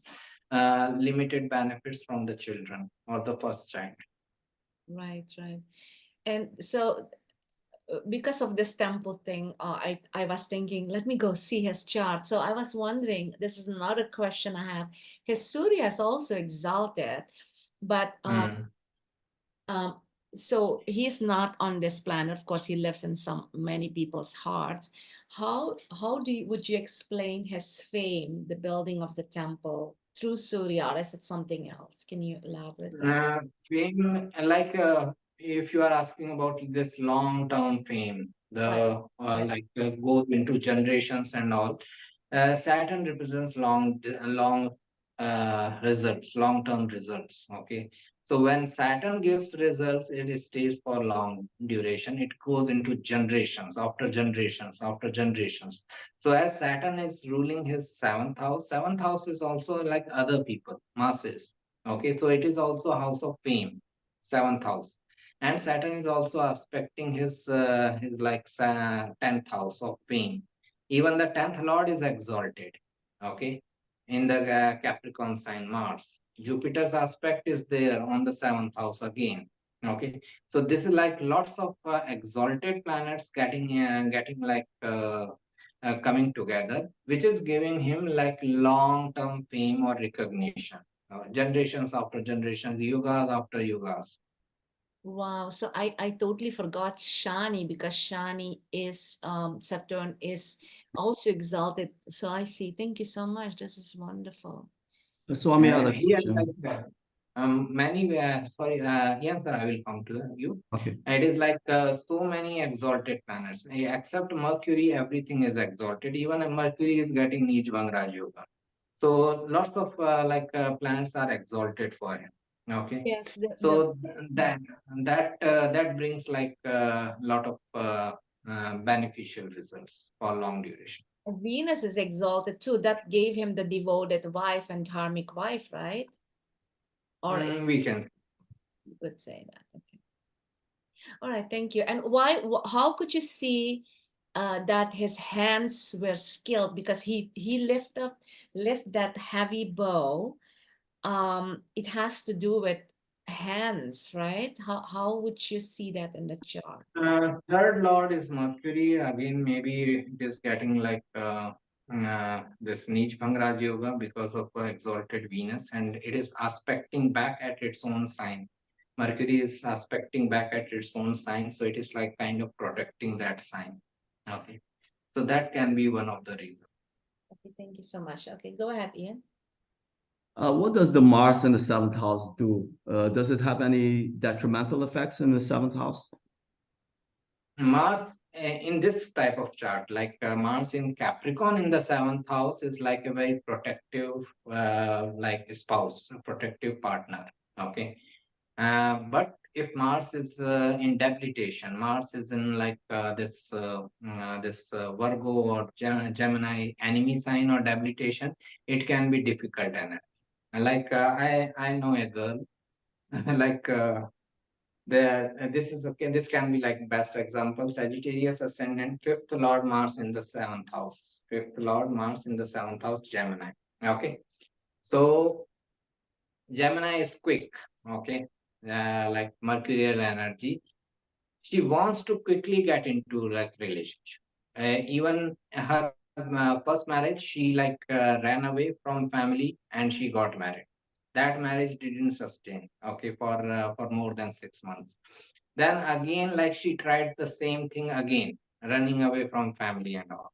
So it is like a person is very desperate because Mars is in Gemini, not in good dignity. But if it is like this type of scenario where like Mars is in own sign or exaltation sign, then it is like a very protective partner. Okay.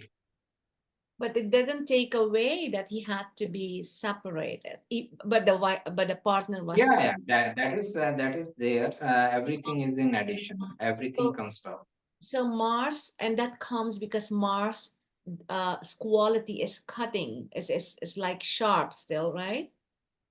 How do you explain that? We can say he went on to war for his wife. That is the best example. Okay, he was ready to fight the war for his wife. No, I'm asking the quality of Mars, is that also sharp? Because Mars is, is also the karka of sharpness, right? So sharp things bring split, right? Even it's in good dignity. I can't say anything right now. I will think about it, and if I get any inclination to add, I will add in the group. I'm gonna stop. Sir, one question related here. If Mars aspects Lagna or ascendant or moon, then person will be of a bit aggressive nature kind, right? So here in this chart, since Saturn is also aspecting ascendant, Lord Rama is very calm, and is that the reason? Mars I and would say Saturn like, Mars and Saturn are aspecting, and Saturn's aspect has like more say. Okay, two strong malefics are aspecting. So, but they both were exalted. Okay, and they both were aspecting an exalted Jupiter. So he was aggressive, but when it needed to be. He was so bored. That's why he was. Okay. Right. So when he needed to fight a war, when he needed to like have a conflict, when he was forced to have a conflict, then he was aggressive. Otherwise, he was more like Jupiter moon in the first house, Cancer. Right. Okay. The person knows, because Jupiter is exalted, person knows when to like show my anger, when not to show my anger, when I can like simply work through. I need not to like shout at someone. Right. So Swami, the Mars is aspect in its debilitation sign, Cancer, right? But because of the Jupiter exaltation and the Gaikasari Yoga in the first house and all of those good things, you don't see any of the debilitated quality of Mars on the first house, correct? No. Right. And Mars is also exalted from an exalted position.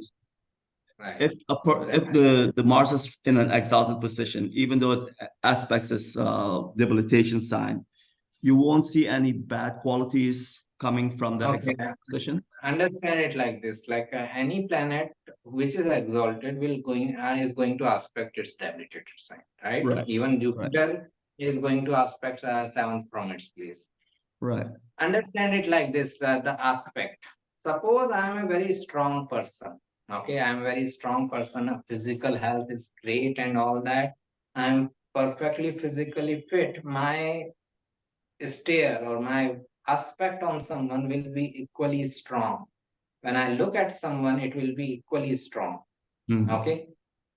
If I am weak, I am like on I'm admitted in a hospital and like fighting for my life. I'm like laying down on bed in a hospital. Even my aspect will be very feeble. Right? If someone comes to see me in the hospital and he sees me, I will just look at him and I will not be able to say anything. Even that aspect will be very feeble. So this is what it is. First, the dignity is important wherever the planet is sitting. Okay, if Mars is exalted, even its aspects are exalted. Okay, it is aspecting with it like perfect strength. If Mars is weak, it is in Cancer and all, then even in its aspects are weak. Okay. So like this in this chart, the Sun is exalted and the Saturn is exalted. So their aspects are both strong in terms of each other, but Saturn aspecting Sun, Saturn is aspecting its debilitation sign, and sun is aspecting its debilitation sign, but it comes from a strong point. It's still a strong aspect. Right. So it's still like support from the parents, okay, support from mothers and support from father, okay. Although he had to leave the kingdom, but it was for positive reasons, okay. It was like chosen path, okay. Anyone else? This is what I am telling, the gunas. Now, put anyone else in that situation where he was about to be enthroned to the crown and he is told to go on exile. Anyone else would have like rebelled. Okay, he would have like at least shown some opposition. Okay, I am just telling anyone else, even Lakshman in the story is reported to have rebelled against Darsha. Okay, if you go into Ramayana, Lakshman didn't like it that Ram had to go to exile, so he was ready to fight war against his father, against this injustice. So Lakshman was revolting. Okay, Right. this is what I am trying to say. In the same family, in the same or the environment, one brother is ready to accommodate in any situation, and other brother is maybe a little bit here and there in the gunas level, is ready to revolt. Yeah. So Swami Jee, when a planet is exalted, like you see here, 5 exalted planets, doesn't that automatically mean that the person or that planet is the most highly evolved it can be? No. That planet is the most highly evolved? No, this is where we talked a lot about Mark David Chapman, 4 exalted planets. And it depends on the house placement too, no? Sorry? It depends on the house placement too.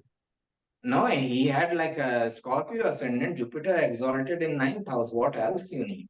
Okay, Jupiter exalted in 9th house, Venus exalted in Pisces in the 5th house, Sun exalted in the 6th house, Saturn exalted in Libra in the 12th house. So 4 exalted planet, and the person ended up in doing killing John Lennon. Okay, so there is no guarantee that okay, if a person has an exalted planet, he is going to have a legendary life, or person has debilitated planet, then he is bound to suffer. There is no guarantee. Okay, but the definition of an exalted planet is in its strongest position, and only the good qualities of that planet comes out. Isn't it contradictory to that? I'm saying the possibilities are high. Potential is there. If the person works on it, the potential can be realized. So basically, the use of Jyotish is we have to look at the potential and probabilities. Right, right. Potential and like the same example, Mark David Chapman had all these exalted planets. He took the shortcut or to the fame. He took the shortcut. He wanted to be famous. He took the shortcut. Okay, Swami. Sorry. Why did he take the shortcut? What planet caused that for him to take that shortcut? It was his choice. What planet caused him to do wrong? The most difficult planet placement in his chart was Moon, mind. Okay. Moon was with Rahu, and Rahu Ketu axis, Saturn's aspect was there, Mars aspect was there. So all malefics impacting Moon. Okay. That's where like, okay, why I need to work hard? Why can't I just become famous just like that?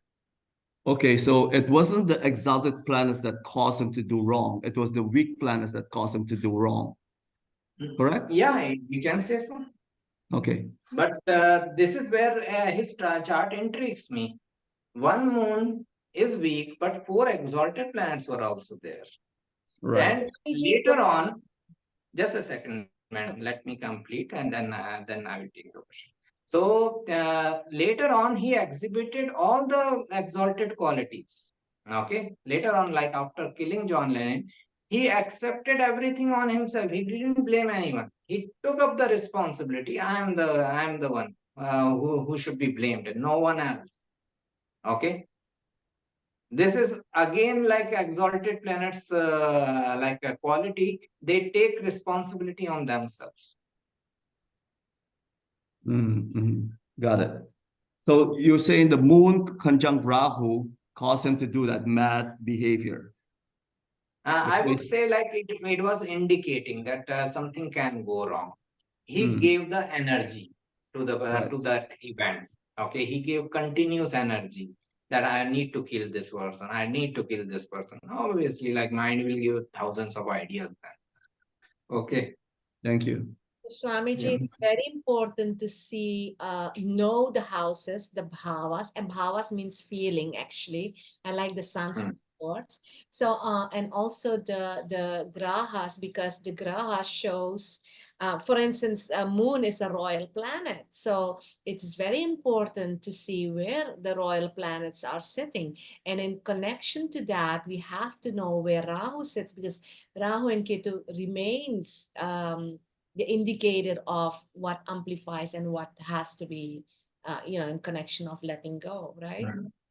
So do you mean like that? So again, like coming back to what made him do it is that he gave the energy for a very long time. For 3 months, 4 months, he kept on thinking that I need to kill John Lennon. Okay. Now, when you give so much energy to a particular thing, obviously that will manifest. This is law of attraction, manifestation. Okay. You attracted that thing to yourself, nothing else. Okay.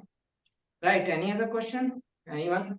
Yeah, anybody has another question? Sir, one question, not with respect to this chart, but how does avasthas of a planet play a role in determining an event?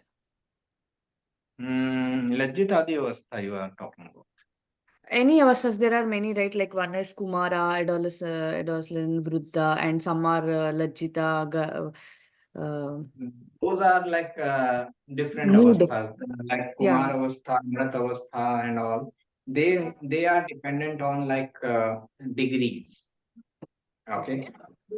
They say that like a 0 to 3 degrees is a very Kumar Bal avastha. Bal avastha, right. Okay. I don't follow that. Okay, because planets get exalted at 5 degree also. Moon gets exalted at 3 degree. It is the strongest like placement of moon in 3 degree Taurus. Okay. So and Jupiter gets exalted at 5 degrees. 5 degrees. Mars gets exalted at 28 degrees. Venus gets exalted at 27 degrees. Okay. So I don't follow that logic that degree wise we can say that this planet is Bal Avastha, this planet is Yuva Avastha, Kumar Avastha, or Vruddha Avastha. I feel that every planet is working in some way. We cannot say just because of the degree the planet is old. Okay. Planet cannot give you the result that it can give you. And you say the same for debilitated planets and combustion planets. No, we were just talking about avasthas. Okay.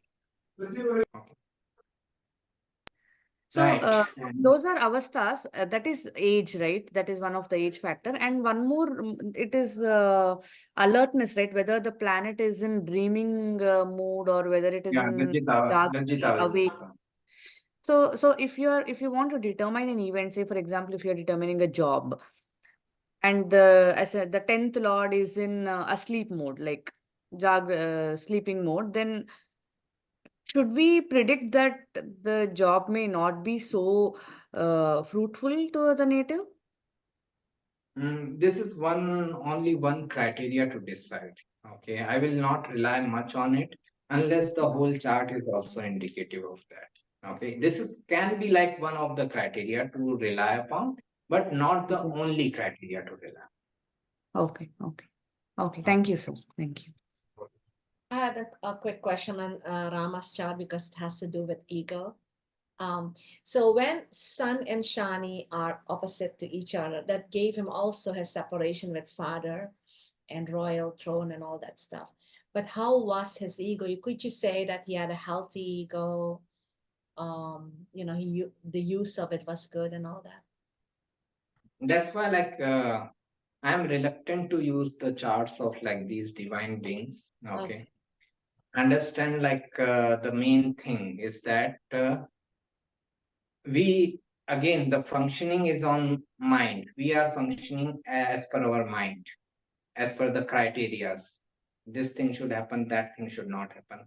These people are beyond mind. Yes. They can do some things you can never imagine. Okay. He can accept exile gladly by saying that it is my great fortune to go to the forest and my brother has become king. What can be the biggest happiness to me? He can say these things. Okay, because he is beyond mind. He has no criteria for life. This is why I feel personally that we should not be referring to the these divine people charts, okay, Buddhas or Jesus or Ramas and all, because we will interpret something and we will try to apply on our life. That is not possible. We have many criteria. We are fighting litigations against our own father. We are fighting litigations against our own brother after Ram temple inauguration also. If Ram temple inauguration is so important, if Ram Raj has happened, then people should withdraw their litigations in the court, all the property litigations, because that is what Rama's message was. He didn't fight for property, right? We should not fight for any property with our family members and all. Okay, so don't apply their idols on That's us. for learning purpose, just to learn. I mean, Right. Jyotish is very interesting to see certain things. For instance, today I learned that when a planet is exalted, the opposite is the debilitated parts. I didn't even realize that. Any other questions? Because I think Swami Jee looking at the watch. Yeah, Yes, I'm I looking had at one the question. If nobody else has any. Right. Tell me. So, Swami, in general, there's an evolution that takes place. And I think you mentioned it in the past. I'm not sure. But how does the first house and the first sign evolves into the second house and the second sign and all the way to the 12th house? Artha, Dharma, Kama, Moksha. And it repeats 3 times. Do you know anything about that, about the evolution of these houses? Right. This is it goes back to the same gunas, sattva, rajas, and tamas. We will just discuss it. It is good point to this. Okay. So understand we have these 4 purushas: dharma, artha, kam, moksha. Dharma here means righteous path. Artha means purpose. Okay. We understand earth has the finance. Okay. The kama means desire. Moksha means salvation or spirituality or liberation, whatever you want to say. Normal way is dharma, arth, kam, moksha. Osho says that ideally it should be arth, kam, dharma, moksha. First of all, get the money. Second is get your desires accomplished. Then move towards religion, and then moves towards your spirituality. This should be the ideal way. Okay, we should not jump on the dharma, but again, if we want to take it, this is the way. Okay, so this is the chart, and these are the 12 houses.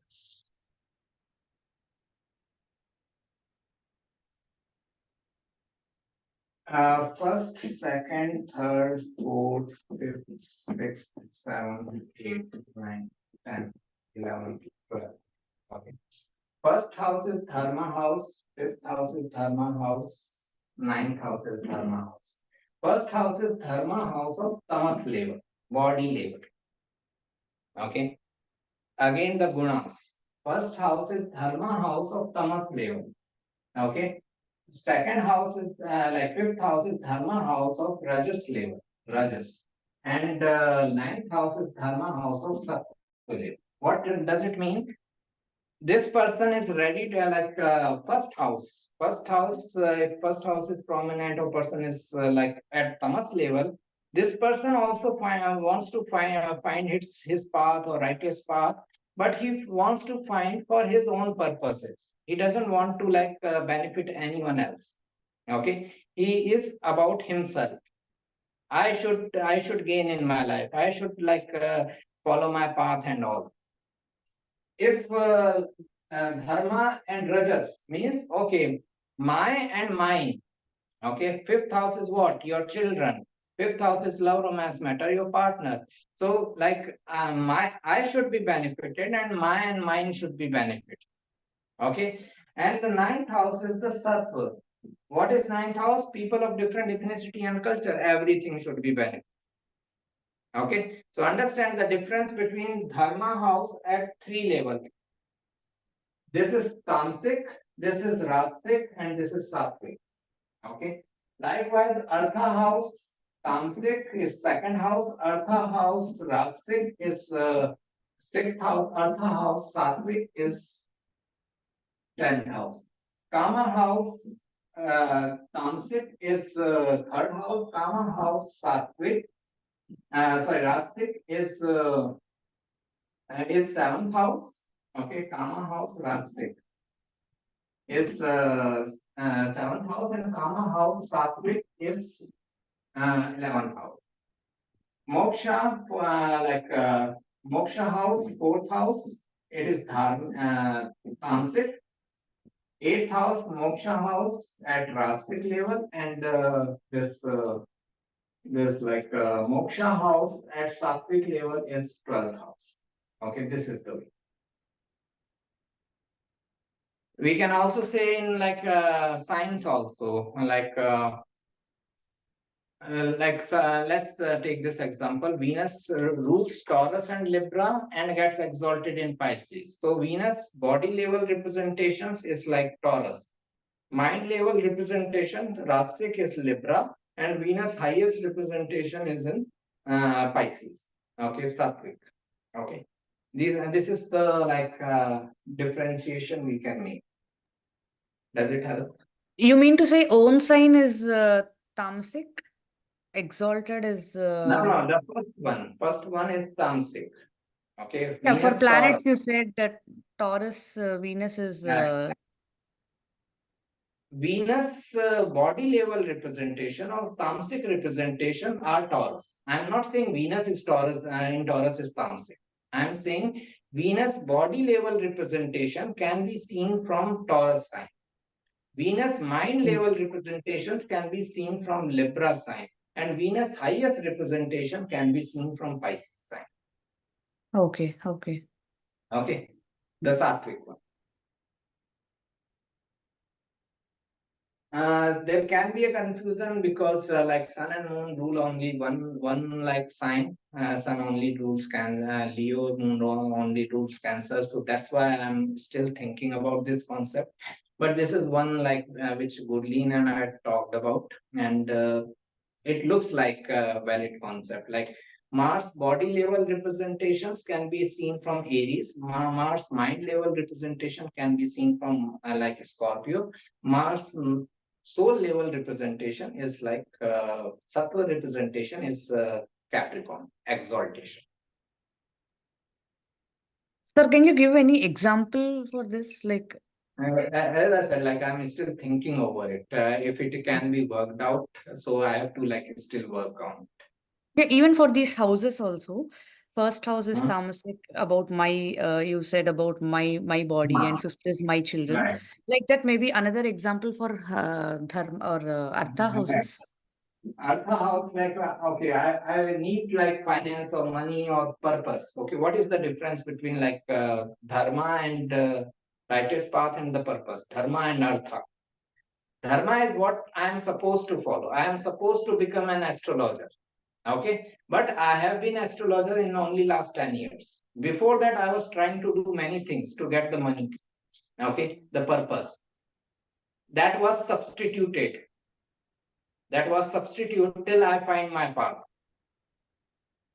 Right? Okay. So this is like Artha of Tamasic level. Only I should gain. I should make my hands meet. Okay, that is the purpose of second house, wealth. When I'm into sixth house is like Artha of Rasic level. And now I'm also concerned about my colleagues. Okay, they should also do well. They should also get promotion. They should also get better hikes and all. that is like 6th house, daily work life and your colleagues at workplace and all. And 10th house is like Artha of Sattvic level. Everyone should be benefited. Let me like share my authority with everyone. Let me empower others. Okay, rather than having all the control and power with myself, let me empower others. That is the soul level of like Artha. So does it mean if 6th house, say for example, if 6th house is activated, the person, the native is trying to get money through Rajasic level? It can be, but it largely depends on the planets involved and all, which planet is involved, and that takes the upper layer. Then karma houses. 3rd house is like my own desire. Okay, my self efforts, expression, and all. That is my own thing. 7th house is other people, masses, relationship. At least I got interested in other person. Here I was only about myself. My desire should be accomplished. Everyone should function as per me. Okay, this is like 3rd house. But 7th house, okay, at least you got involved with another person. Someone else's desires is also important for you. Okay, and like 11th house is serving humanity, desires of the humanity. Okay, you are concerned with everyone's desires. Okay, moksha, like tamasic is like, okay, I am only concerned with my moksha. I am not concerned with other people getting moksha. They should go to hell, whatever. I should get the moksha. Okay, so that is like moksha of tamasic level. Moksha of rasic level, dealing with other people. Like people should, other people should also be benefited. My friends should be benefited, and that's why 12th house is spirituality or spiritual gurus, where person is interested in everyone having some like spiritual evolution. Person is not considering that okay, only these group of people should get it.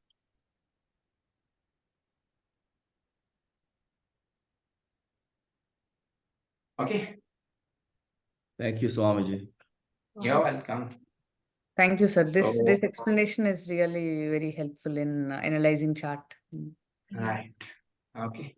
So we will meet again at some point of time. Yes, Okay. thank you, Right. Swami Jee. Sir, one last thing. You were mentioning about some course, right? Which is starting, and can you tell more about it? Same course, the course we have just gone through. It Okay. will be the same course. We are starting probably in mid-March. Okay. Okay. But it is no different. Like the course we have gone through, it is the same course. So you can watch the recordings. It will be Yes. like recording only. Okay. Okay. Yeah. Thank you, Great. sir. Thank you. Thank You're you so welcome. much. Yeah, grateful. Thank you, Thank Swami you so Jee. much. And may everybody have a happy new year. And Amrita, you were quiet all yes, the time. What Amrita, where happened? are you?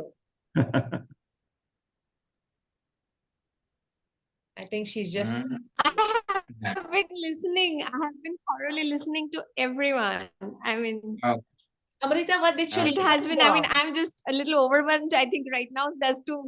I'm sorry. What did you learn? We wanted to know Hello? what you learned. We wanted to know what you learned. Oh, I learned a lot of stuff. I also did a past life regression with Oh. Hershey. So that has Yeah. been I mean, I'm at a different place right now, I think. A different place of mind right now because a lot of change happened. And when Great. all of you were talking about present birth, past birth, so I got to know what I was and why I think what I think now. And it has been a life changing experience, that I can say. And when all of you were, I think one of you were saying that who will take birth if one of the family member cannot take birth, will they come back again and again to their family? It is true. That is so very true. So I was telling one day, I was telling Harshi that why do I feel, being a woman, why do I feel this Martian energy inside me? if someone irritates me or annoys me, I feel like a man. I don't no more feel like a woman. So why do I feel so? Oh, well, also because I am a player. I mean, I am a sportsman. So we are like, let's kick some ass. So we also have that kind of energy in us. And I also have that kind of energy in it when you are into sports. So then she took me to my, actually, when I was conceived, when my mother was conceiving me. So, and then when my mother was here with me for staying in the winter months, and then I came to know that it was my mama who had a very premature accidental death. And he kept on giving dreams to my nani and my mother that he wants to come back, he wants to come back. And no one was accepting him. So my mother had a miscarriage. Then my mommy had a miscarriage. And then there was a girl. I mean, my mommy had a girl, and then I was born. But apparently, his energy never left my mother's womb. So that was kind of the transformation that, I mean, I had to consciously get away from that kind of energy, because ultimately he was my brother by birth, right? I mean, not really actually, but then he was there. So, and it was a very protective, attached energy that it was there still in the womb and around me, perhaps. That's why. So, so a lot of things has happened, and actually, how we came to know about it was, so when my cousin was born, he used to behave like my mama, whom we lost in accident. So, and of course, she has never seen him. Her hair is like him, curly, very curly. Her complexion, the way she talks, the way she even drinks water, those like astonishing parts. So all those is very spiritually motivating. I think I have been telling all of you a lot of time that I was going through. My Ketu Darsha has just begun last year during this time, I think March, April, and since then I have been facing a lot of shift in energy, like detachment energy, when nothing matters in this world, kind of energy. And you won't believe the way I have been manifesting what I want to do and what I have dreamt of. I mean, unknowingly, perhaps everything is coming back to me right now.